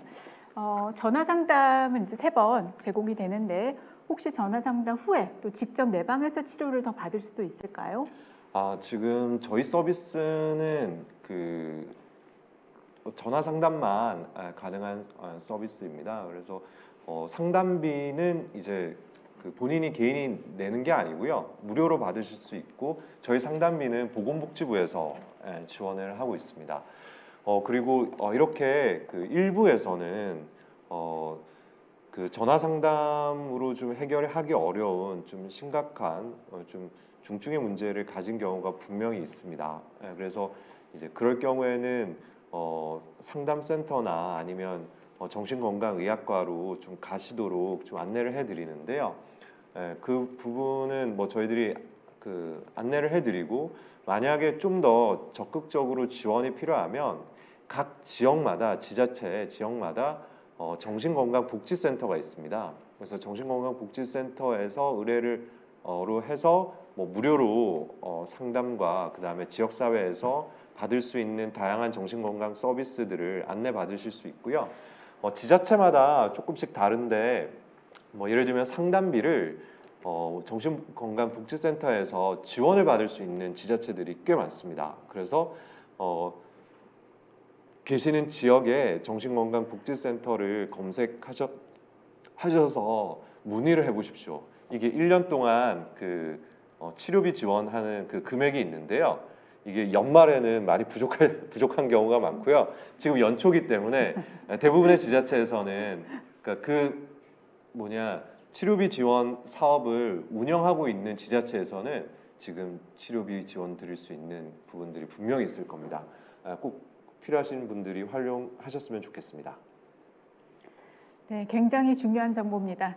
자, 다음 질문 드리겠습니다. 상담을 신청하면 개인정보와 상담 내용은 비밀 보장이 되는 건가요? 개인정보 부분은 당연히 보장이 된다고 생각하시면 되고요. 이게 어디 무슨 기록에 남거나 뭐 이런 부분들이 전혀 아니죠. 그래서 저희가 보건복지부로 상담비를 받아야 되기 때문에 근거 자료가 필요하지 않습니까? 그래서 저희들이 간단하게 상담 기록지를 쓴 것은 국가 트라우마 센터로 이제 보내드립니다. 상담 기록지를요. 근데 이제 그게 국가 트라우마 센터에서 다른 어디로 뭐 넘어갈 그런 걱정은 뭐 저는 안 하고 있습니다. 그리고 많은 분들이 상담센터나 그 다음에 정신건강의학과를 좀 가야 되나 고민하시다가 주저하시는 분들이, 그런 내가 상담센터나 병원에 갔을 때 이것이 정보가 다른 데로 흘러가지 않을까, 그런 걱정을 하시는 분들이 당연히 많으시죠. 근데 이제 특히 이제 취직 걱정, 취직할 때 뭔가 뭐 문제가 되는 건 아닌가 걱정하시는 분들이 그 걱정이 대부분이실 텐데요. 그러니까 요즘은 그래도 정보가 취직할 때 그 진료를 받았던 내용 때문에 마이너스가 될 것이 없다, 뭐 이런 것들이 그 다양한 방송과 언론에 좀 노출이 되고 있어서 요즘 젊은 층들은 굉장히 많이 정신과를 방문하고 있습니다. 근데 아직까지 모르시는 분들이 계시다면 뭐 공무원을 비롯해서 뭐 어떤 그런 어떤 자리가 되든 그 본인이 진료받은 것 때문에 불이익 받는 경우는 없다라고 생각하셔도 될 것으로 생각합니다. 네. 그리고 보시는 시청자분들도 궁금하실 것 같은데요. 상담 분위기는 어떤가요? 이거는 그 확진자분들마다 상당히 다릅니다. 그러니까 이게 정말 그 다양한 사연들 때문에 괴롭고 고통 받으시는 분들, 그러니까 실제로 상담하다가 이제 우시는 분들도 계시고요. 근데 이게 그게 문제긴 합니다. 대면보다 비대면일 경우에는 이게 그 우실 때 참 전화로 이거를 좀 저희들이 그 개입을 해드리는 것이 확실히 좀 어렵다는 그런 부분들은 있는데요. 그렇게 좀 많이 고통을 호소하시는 분들이 있고, 또 근데 제가 이제 전화 뭐 주말에도 60명 전화 통화 드렸으니까요.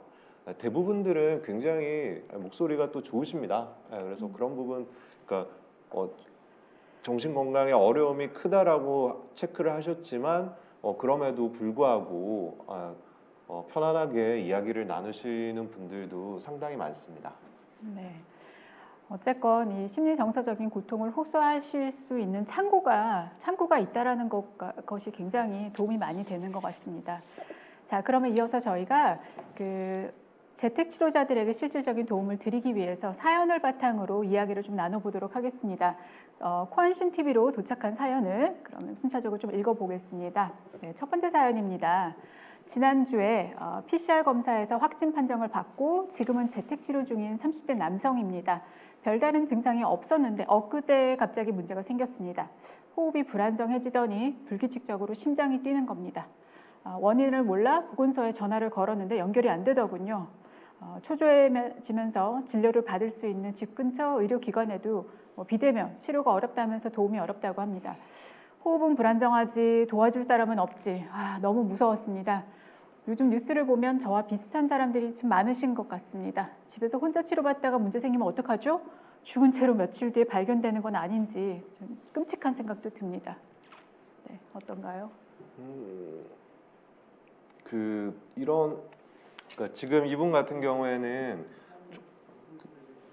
조금 더 이제 살펴봐야 될 것은 이제 호흡이 잘 안 되는 것이 이게 코로나로 인한 호흡기 증상인지 아니면 우리가 스트레스가 크다 보면 우리 가슴 근육이 이제 긴장하게 되면서요. 우리 갈비뼈 사이에 가슴 근육이 있지 않습니까?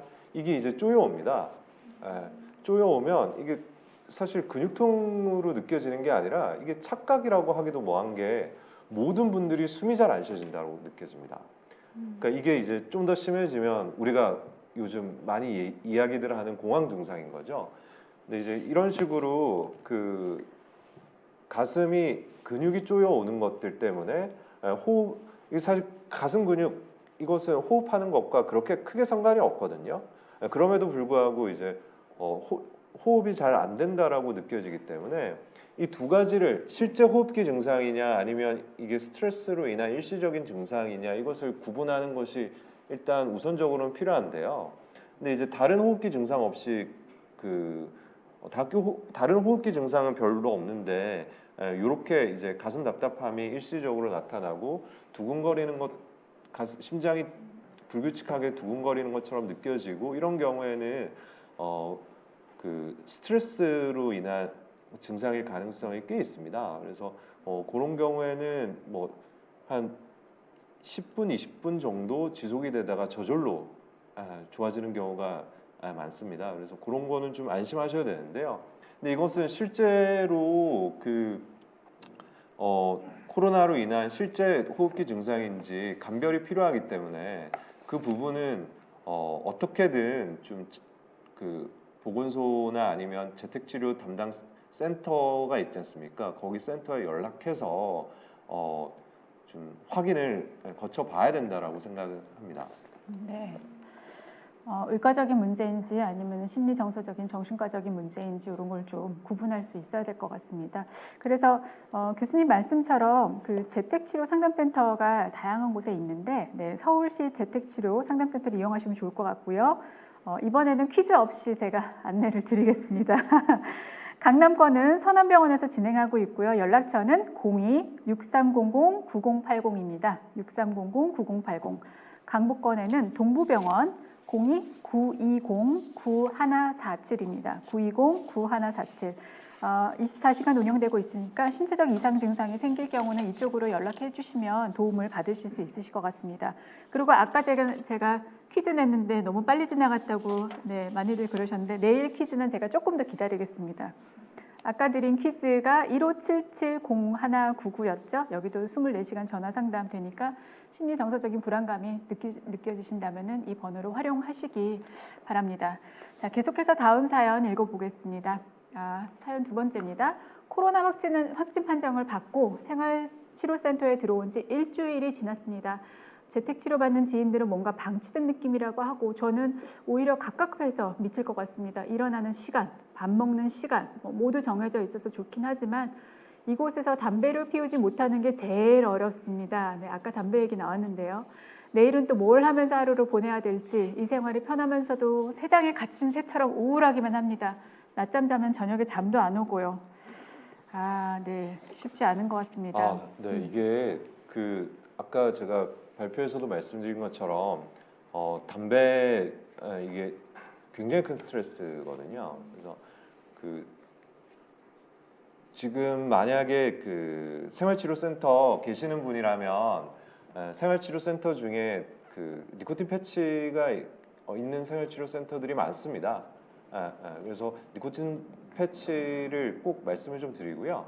그 다음에 이게 생활치료센터 중에서도 그 병원에서 운영하는 센터 같은 경우에는 좀 더 다양한 약들이 구비되어 있는 센터들이 있습니다. 그래서 그런 데에서는 만약에 니코틴 패치가 없으면 나 지금 너무 좀 갑갑하고 힘든데 안정제라도 좀 달라. 안정제 좀 그렇게 하면 좀 일시적으로라도 좀 도움을 받으실 수 있고요. 그다음에 이게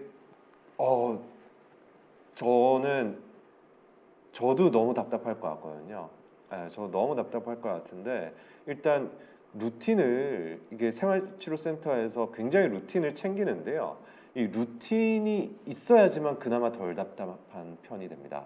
그래서 이게 루틴이 왜 나한테 이래라 저래라 하고 왜 뭐 아침에 무슨 기상나팔까지는 아니지만 뭐 이렇게 뭐 방송 같은 것도 나오고요.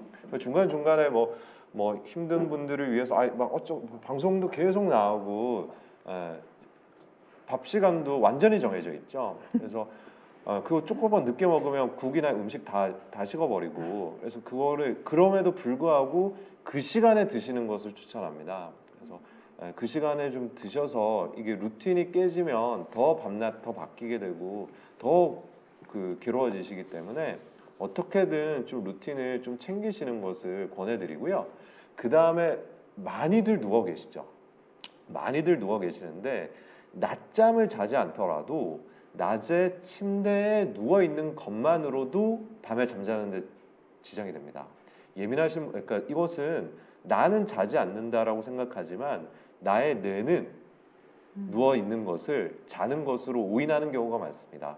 그래서 가급적 앉아 계시는 것이 잠 못 주무시는 분들은 낮에는 가급적 좀 앉아 계시는 것을 권해드리고 침대에 뭐 앉아 있을 곳이 없다. 침대에서라도 좀 어떻게든 좀 앉아 계시는 것을 좀 적극적으로 권해드립니다. 저는 틈틈이 누워 있어도 밤에 잠이 잘 오던데 그냥 잠이 많은 것 같습니다. 저희 제작진이 좀 전에 제가 소개해드린 심리상담 전화번호 15770199 헷갈리시는 분들이 있는 것 같아서 다시 방송을 해달라고 말씀을 하셨는데 1살부터 99세까지 이렇게 외우면 정말 쉬울 것 같습니다. 0199입니다. 이런 좋은 아이디어가 있네요. 네, 그러면 이제 다음 사연 보겠습니다. 지금부터는 확진자 가족 안에 생기는 가족 갈등에 대한 사례들을 볼 텐데요.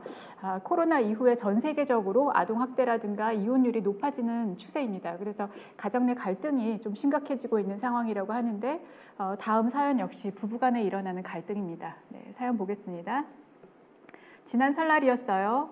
코로나 상황이지만 저희 시아버지 생신이라 남편이 식사라도 해야 된다고 부득부득 시댁에 다녀오자고 하더군요. 남편한테 오미크론이 잠잠해지고 우리만 따로 찾아뵈면 어떻겠냐 했더니 죽어도 안 된다는 겁니다. 그래서 요일별로 형제들이 부모님을 찾아뵙고 아이들은 이번 설에 가지 않기로 정리하면서 시댁에 다녀오기로 했습니다. 네. 그런데 찝찝한 마음이 그때 제가 좀 강하게 우겨볼 걸. 설 연휴가 끝나자마자 큰 아주버님께서 코로나 확진 판정을 받으셨습니다. 그것도 저희가 다녀가기 하루 전날 시댁에 다녀가셨는데 아주버님 가족부터 시작해서 시어머니, 시아버지 그리고 저희 부부까지 줄줄이 코로나에 걸렸습니다. 아이들 역시 코로나에 걸렸고요. 하필 이 시국에 고집을 피운 남편이 너무나도 원망스럽고 저는 저희 아이들에게 문제가 생길까 너무너무 걱정이 됩니다. 요즘은 남편과 눈만 마주쳤다 하면 계속 싸우게 되고요. 니탄 내타 싸우고 싶지 않은데 남편이 원망스럽고 화가 너무 납니다.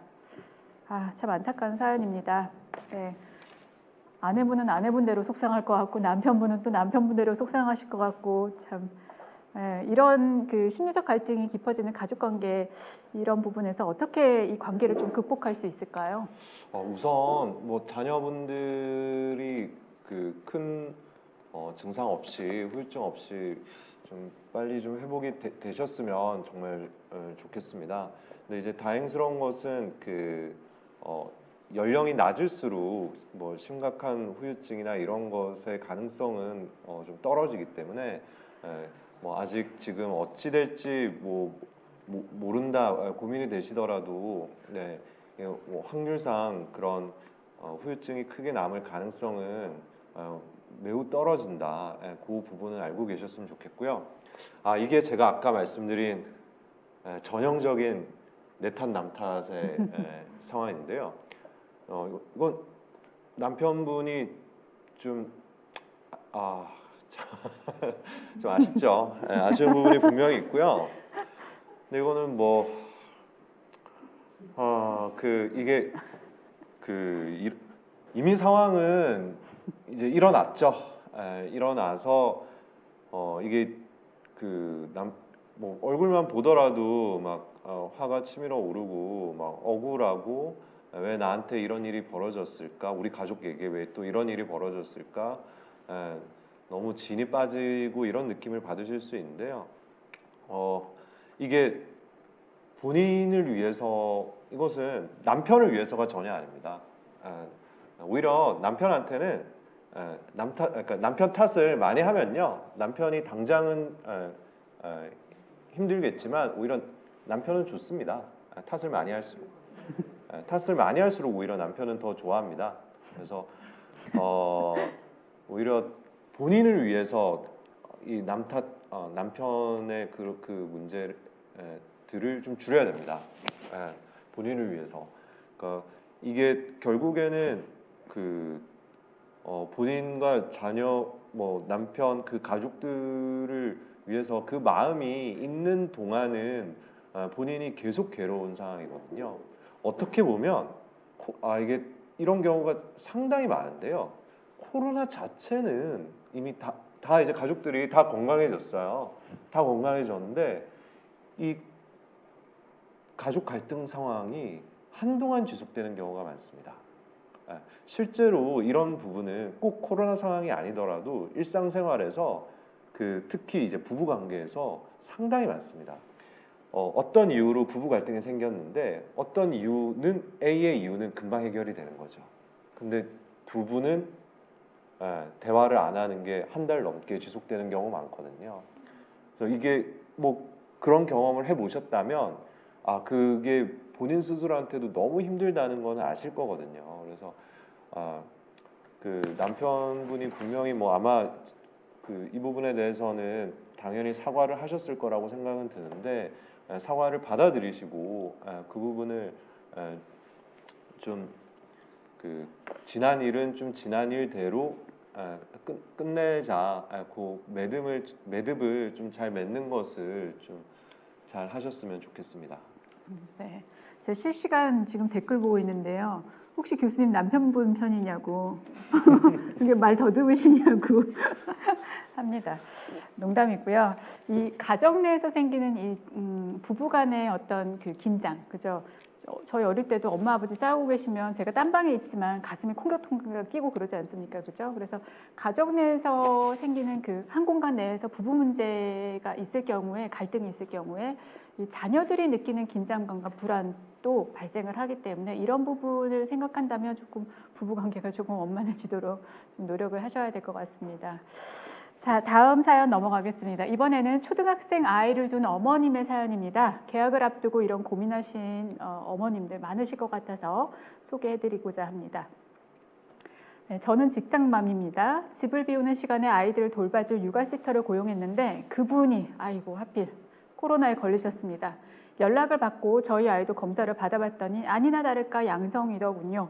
다행인 건 증상이 없어서 일상에 큰 문제는 없습니다. 그런데 요즘 저의 가장 큰 고민은 안 그래도 코로나가 시작되면서 아들의 게임 시간이 늘었는데 코로나 걸려서 종일 집에만 있어야 되니 올해 중학교에 진학해야 되는데 다른 아이들보다 학습 능력이 떨어지면 어떡하나 걱정이 되고 또 학원도 안 가니까 종일 게임만 하고 있고 게다가 요즘 성격도 좀 이상해진 것 같아요. 친구들과의 교류도 적고 감정을 막 쌓아놓았다가 한꺼번에 화풀이 하듯이 내뱉어버리고 코로나를 엄마가 만들어냈나요? 왜 저한테 화풀이를 합니까? 애가 공격적이에요. 처음엔 학교 가고 싶다고 하더만 요즘엔 학교 가기 싫다고 하고 학교에 누가 확진자가 생겼으면 좋겠단 말도 하더라고요. 어떻게 해야 하나요? 이게 상당히 많습니다. 요즘 어머니분들 중에 이러한 고민을 가진 어머니들이 꼭 확진이 아니더라도 그 비대면 수업을 하면서 이제 컴퓨터 게임이나 이런 것들을 하는 그 시간이 뭐 조사 결과에서도 확실히 늘어난 거거든요. 그래서 부모님들은 이거를 피부로 확 와닿으실 텐데요. 그 확진된 상황에서 집에서 게임만 하는 그런 사연을 선생님 들으시면 뭐라고 하실 것 같으세요? 참 해답이 없어요. 하지 말라자니 그렇고 하게 냅두자니 그렇고.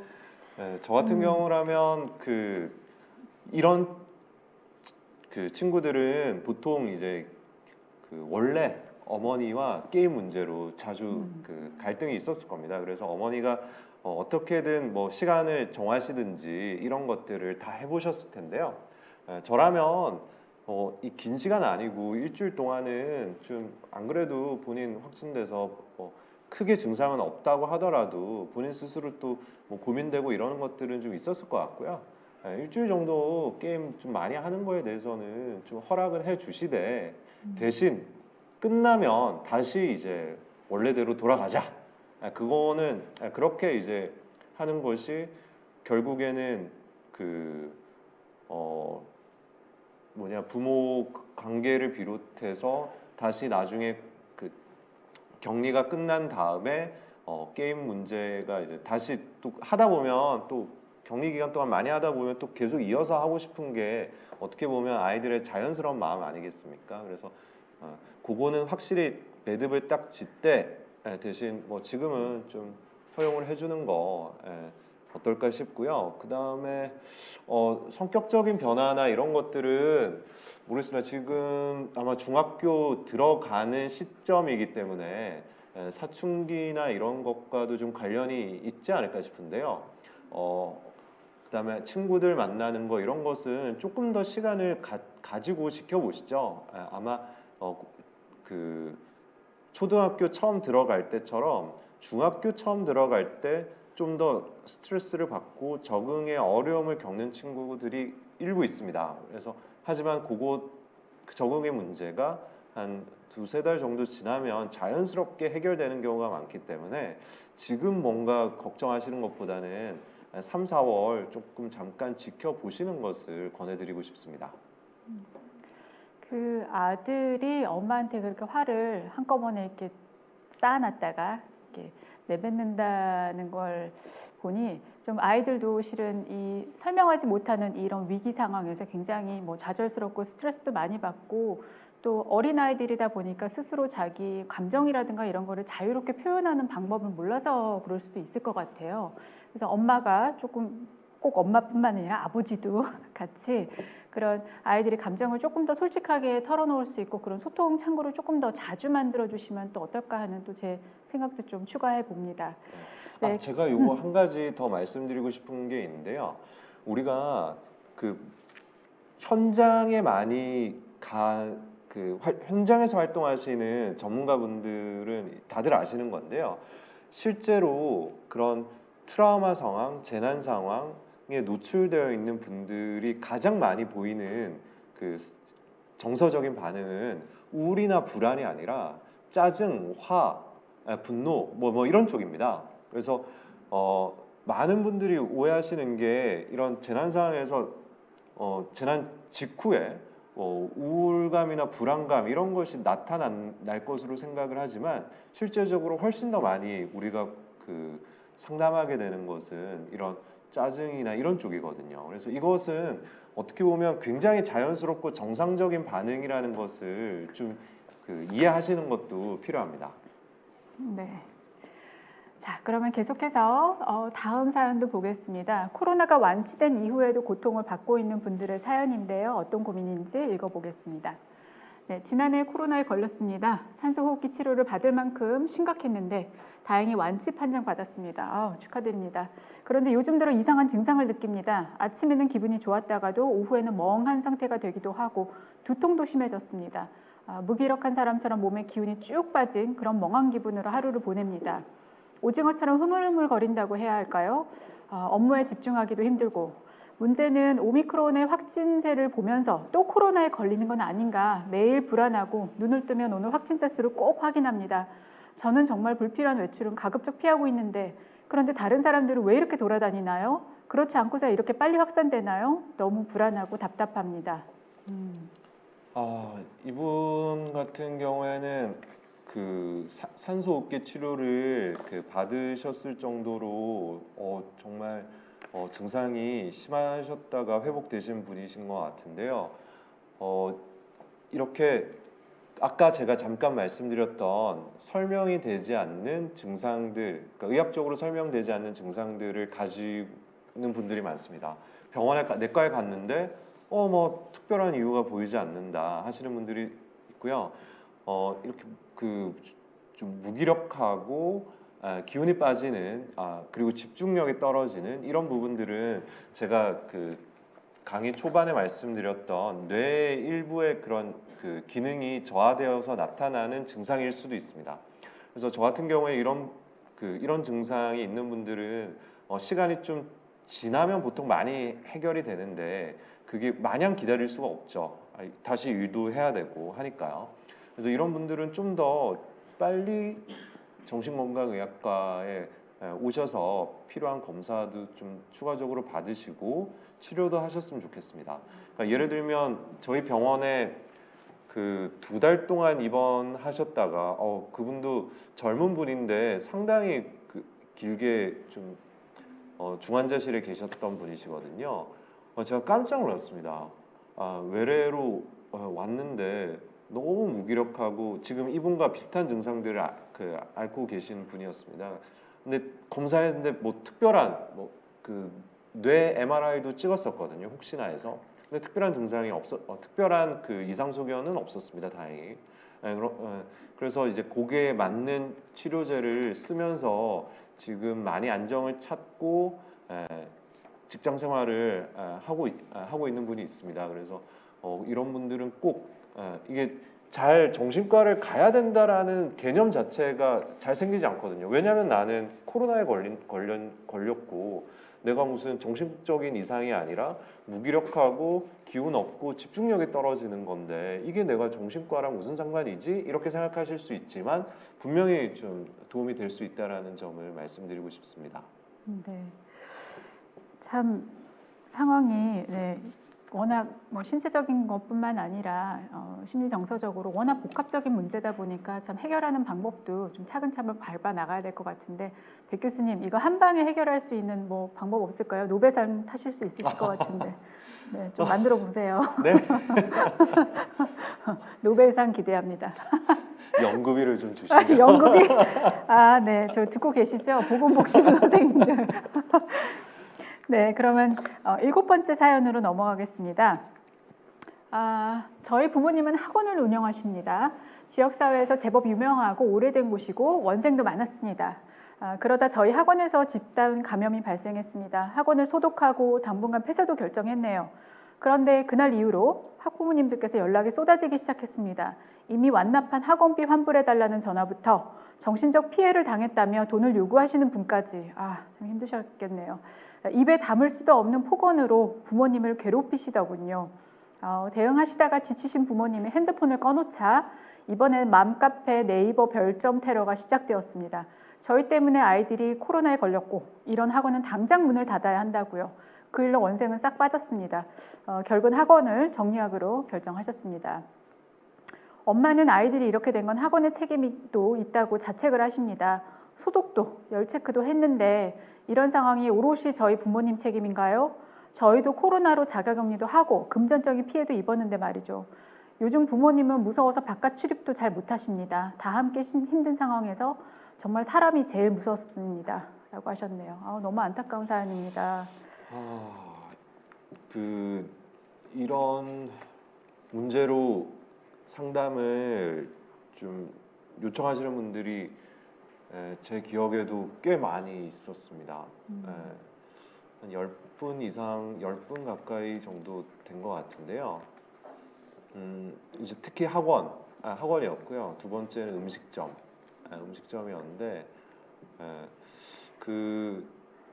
이게 금방 해결될 문제가 아니기 때문에 이런 분들은 좀 장기간 상담이 도움되는 경우가 많을 것 같고요.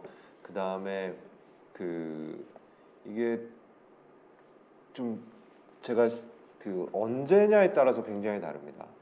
초반에는 이런 문제로 학원 같은 경우에는 되게 크게 이슈가 되고 막 언론에도 나오고 그랬죠. 뭐 학원에서 뭐 발생됐다 뭐 뉴스에 나오고 그랬었는데 요즘에는 그렇게 이제 뭐 뉴스에 나오거나 이게 그 지역사회에서 크게 이슈되거나 그렇지는 않거든요. 그래서 지금 뭐 자영업자분들 중에 이러한 걱정을 하시는 분들이 꽤 있으실 텐데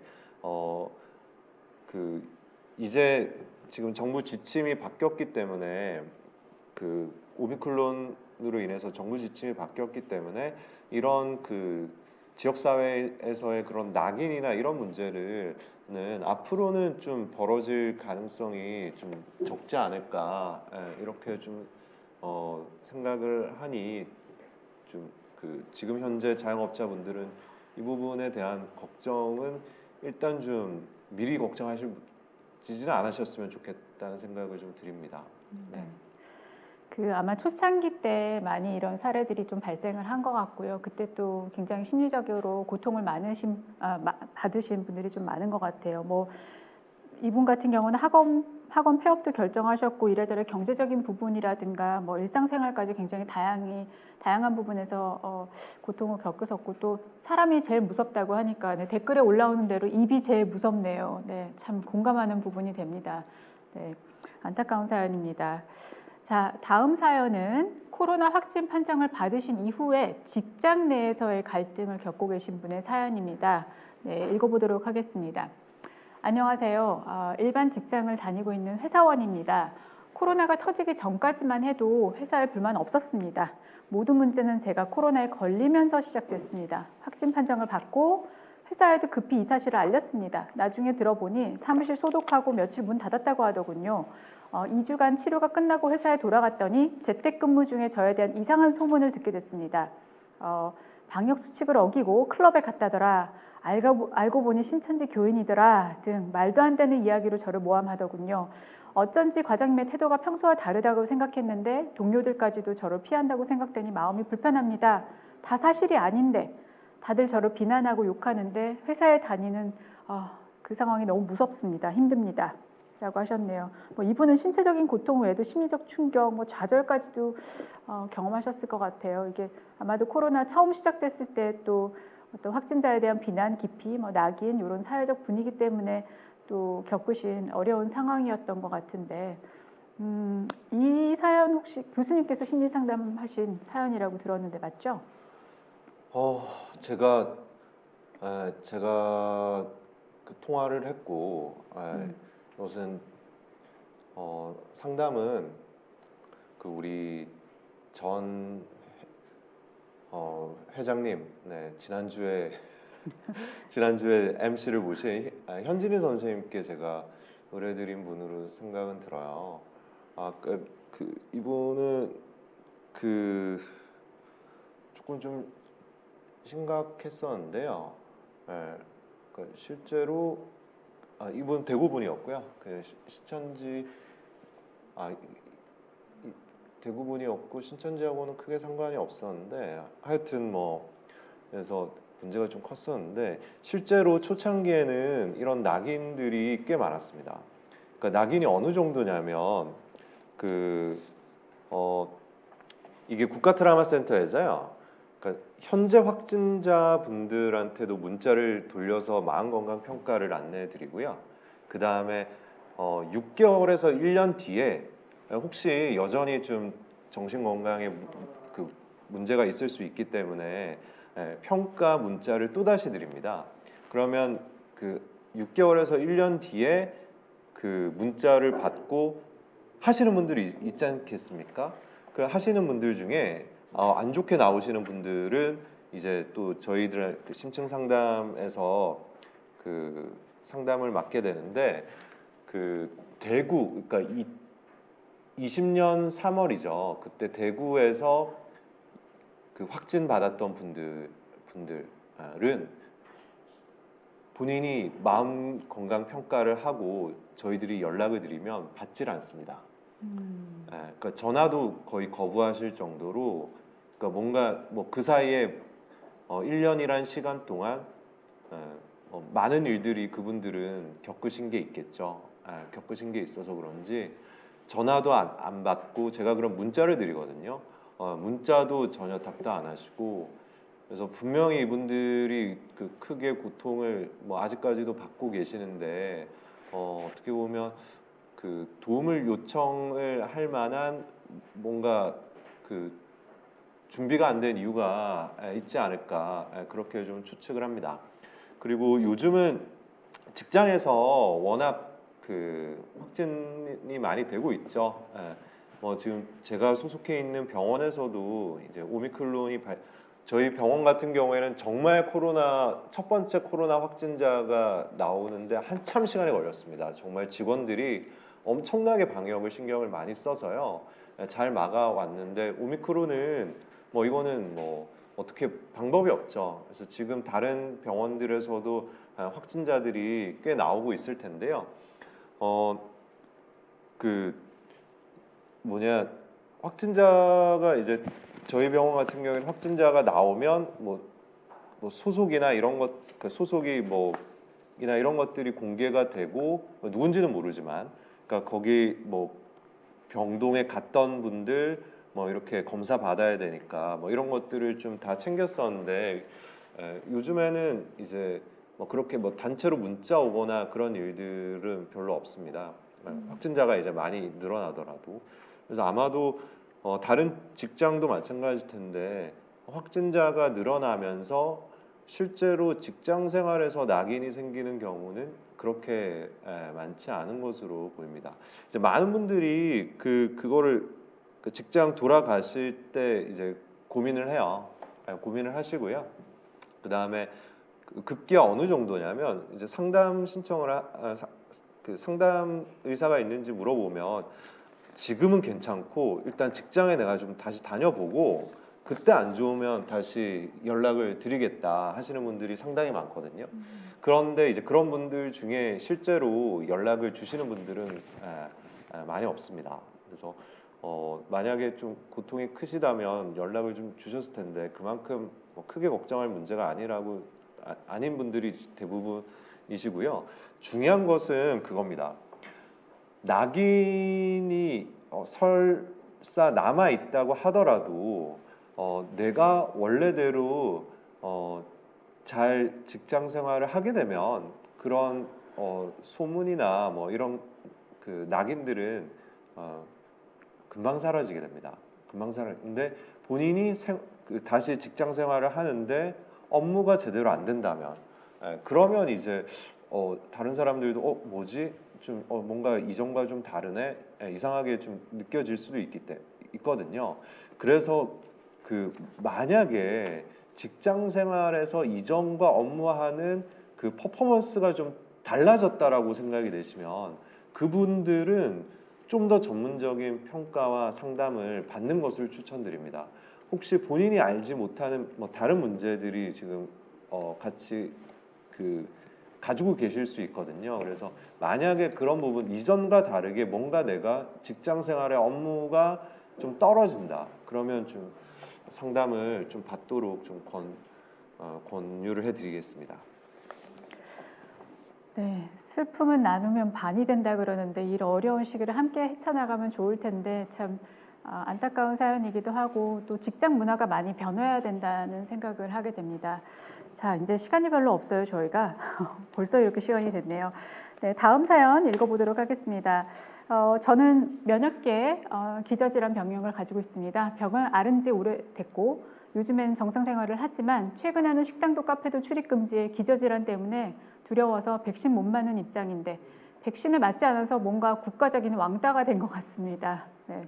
실제로 며칠 전 자녀 백신 문의차 동네 의원에 전화하고 제 병력을 설명하니 도리어 걱정이 많이 되겠다며 공감해 주시더라고요. 그런데 주치의와 이야기도 해보고 질본에도 문의를 해봤지만 결국 말 그대로 환자가 선택하고 그 뒤에 생길 문제에 대한 책임 또한 제가 짊어져야 하는 것으로 이해했습니다. 초반엔 접종 예외 대상이었는데 물론 지인들 중에 백신 맞고 가벼운 열감기 정도로 끝나신 분도 있습니다. 근데 혹시나 백신을 맞고 재발할 수도 있는 거고 또다시 신경치료를 받아야 되는 상황이 생기면 어쩌죠? 또다시 병원에 입원해야 하는 불상사가 생기면 어쩌죠? 제가 과민 반응하는 걸까요? 네.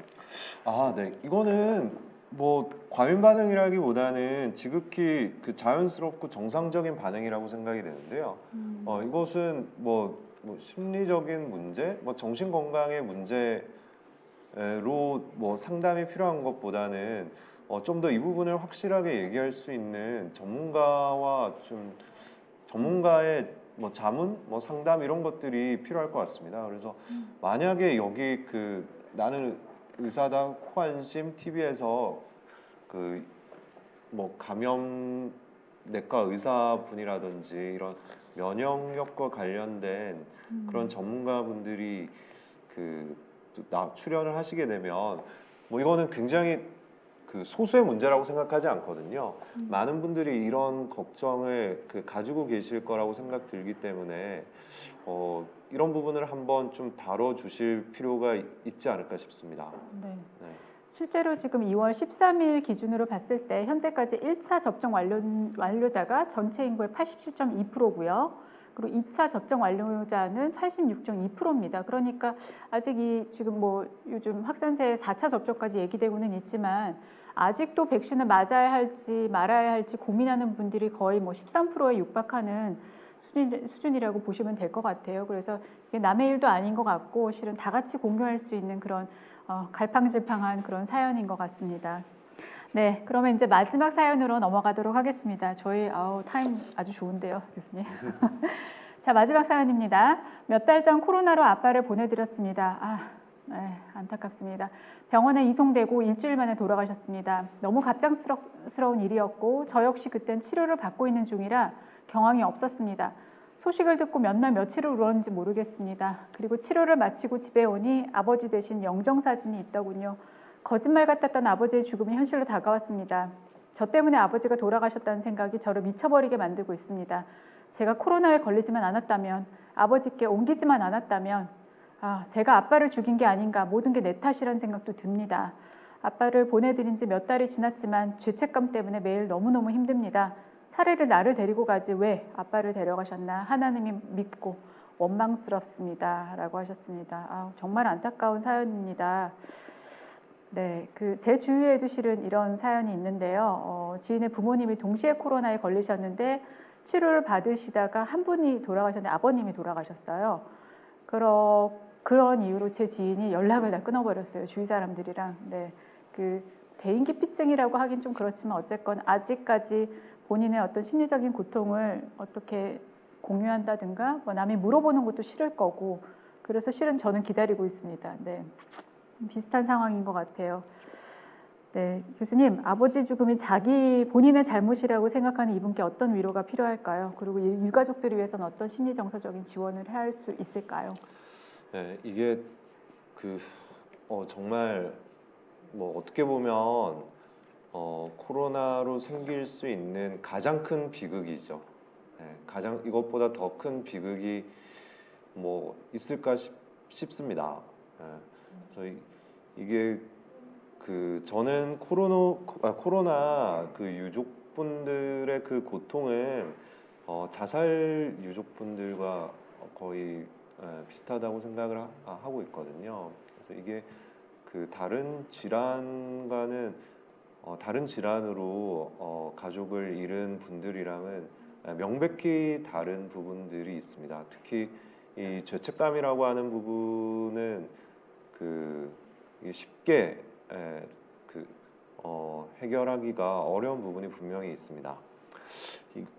보통 저는 이런 경우에는 뭐 저희들이 심층 상담도 단기간 뭐 몇 회기로 그 이런 그 고통에 뭐 큰 도움이 되기가 어렵다고 생각을 해서 이런 유족분들 같은 경우에는 보건복지부와 협의를 해서 좀 더 회기수를 좀 많이 가져가게 하는데요. 그럼에도 불구하고 그것이 충분한지 좀 잘 모르겠는 것은 사실 시간이 많이 필요한 부분이기 때문이기도 합니다.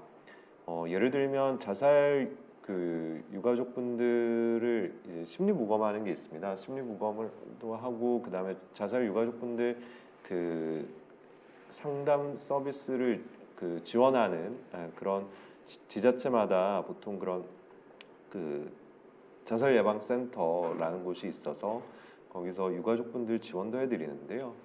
이분들한테 언제가 그 가장 상담하기 적절한 시기인가?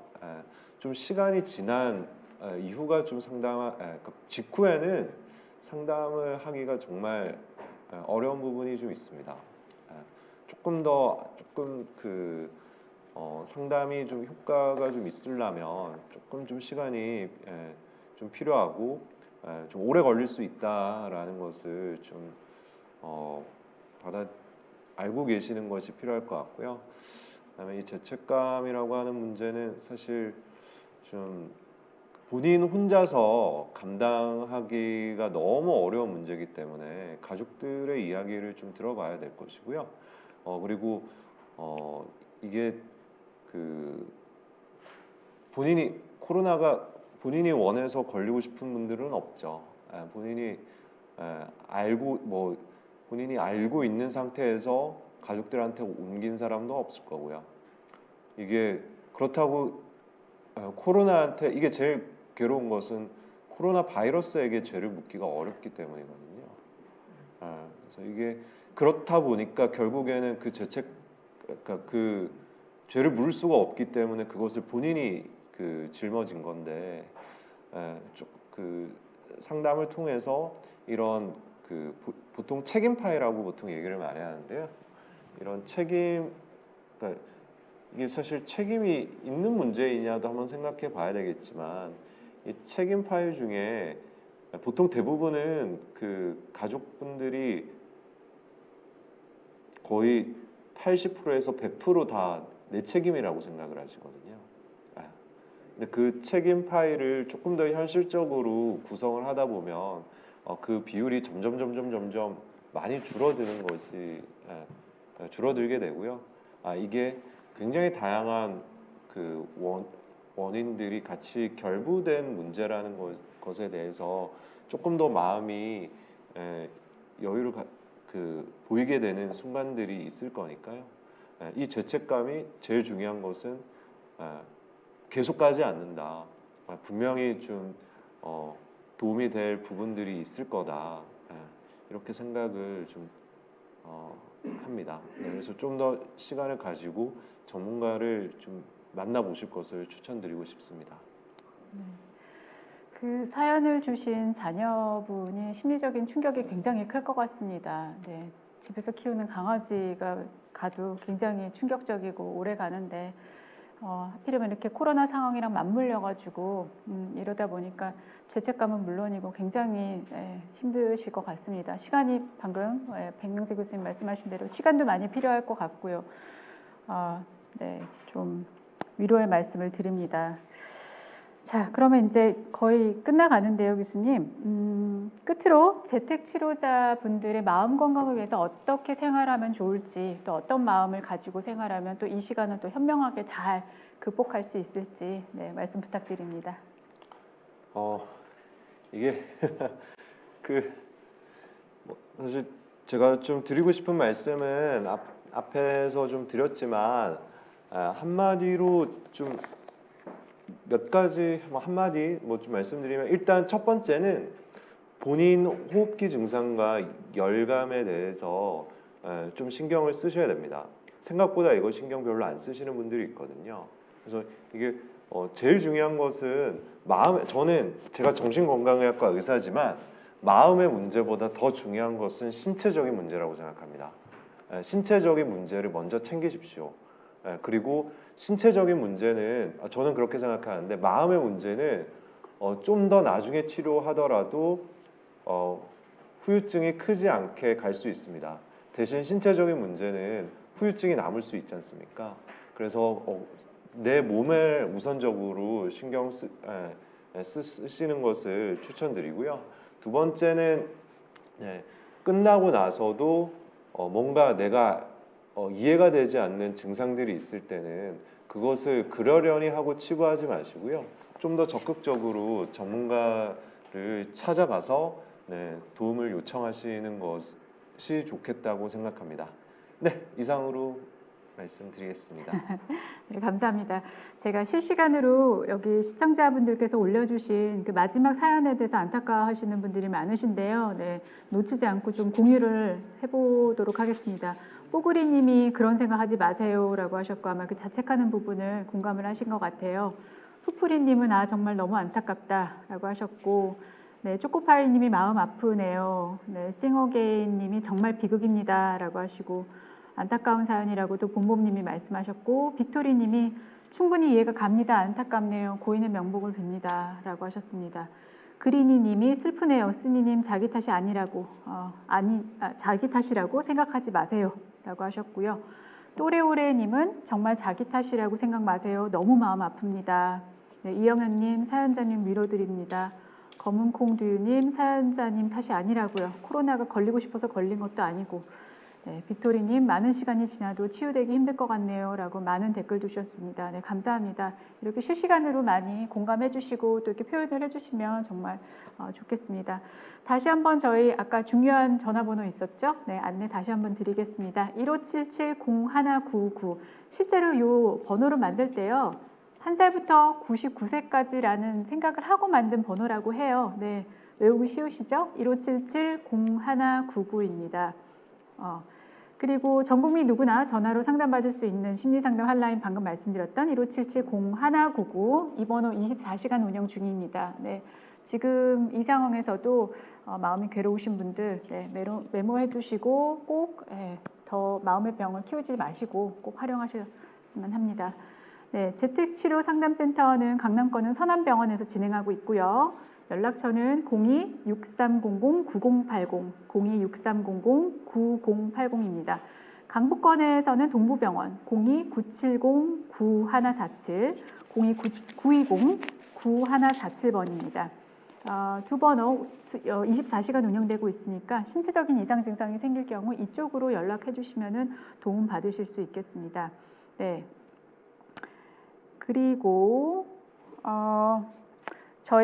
제가 처음에 안내드린 부분이 있는데요. 네, 코안심TV에서는 계속해서 여러분들의 사연을 기다리고 있습니다. 네, 공유해 주실 사연들은 radio docdoc.co.kr로 보내주시면 감사하겠습니다. 소개되신 분들께는 커피 쿠폰도 보내드리고 있으니까 많은 참여 부탁드립니다. 네, 여기 또 올라왔네요. 자살방지 상담 전화번호 안내해달라고. 네, 1393입니다. 네, 교수님 유튜브 방송 처음 해보시는데 오늘 소감이 어떠세요? 선생님이 너무 잘 진행해 주셔서 저는 숟가락만 얹은 그런 느낌입니다. 네, 감사합니다. 저도 처음입니다. 자, 그러면 저희는 내일 경희대 정신건강의학과 백종호 교수님과 코로나와 우울이라는 주제로 찾아오겠습니다. 아까 전에 제가 실시간 채팅에다 올렸었는데 이영현 님이 댓글을 주셨더라고요. 그러면은 우울에 대해서 좀 더 알고 싶다 하셨는데 내일 세션을 좀 경청하시면 되겠습니다.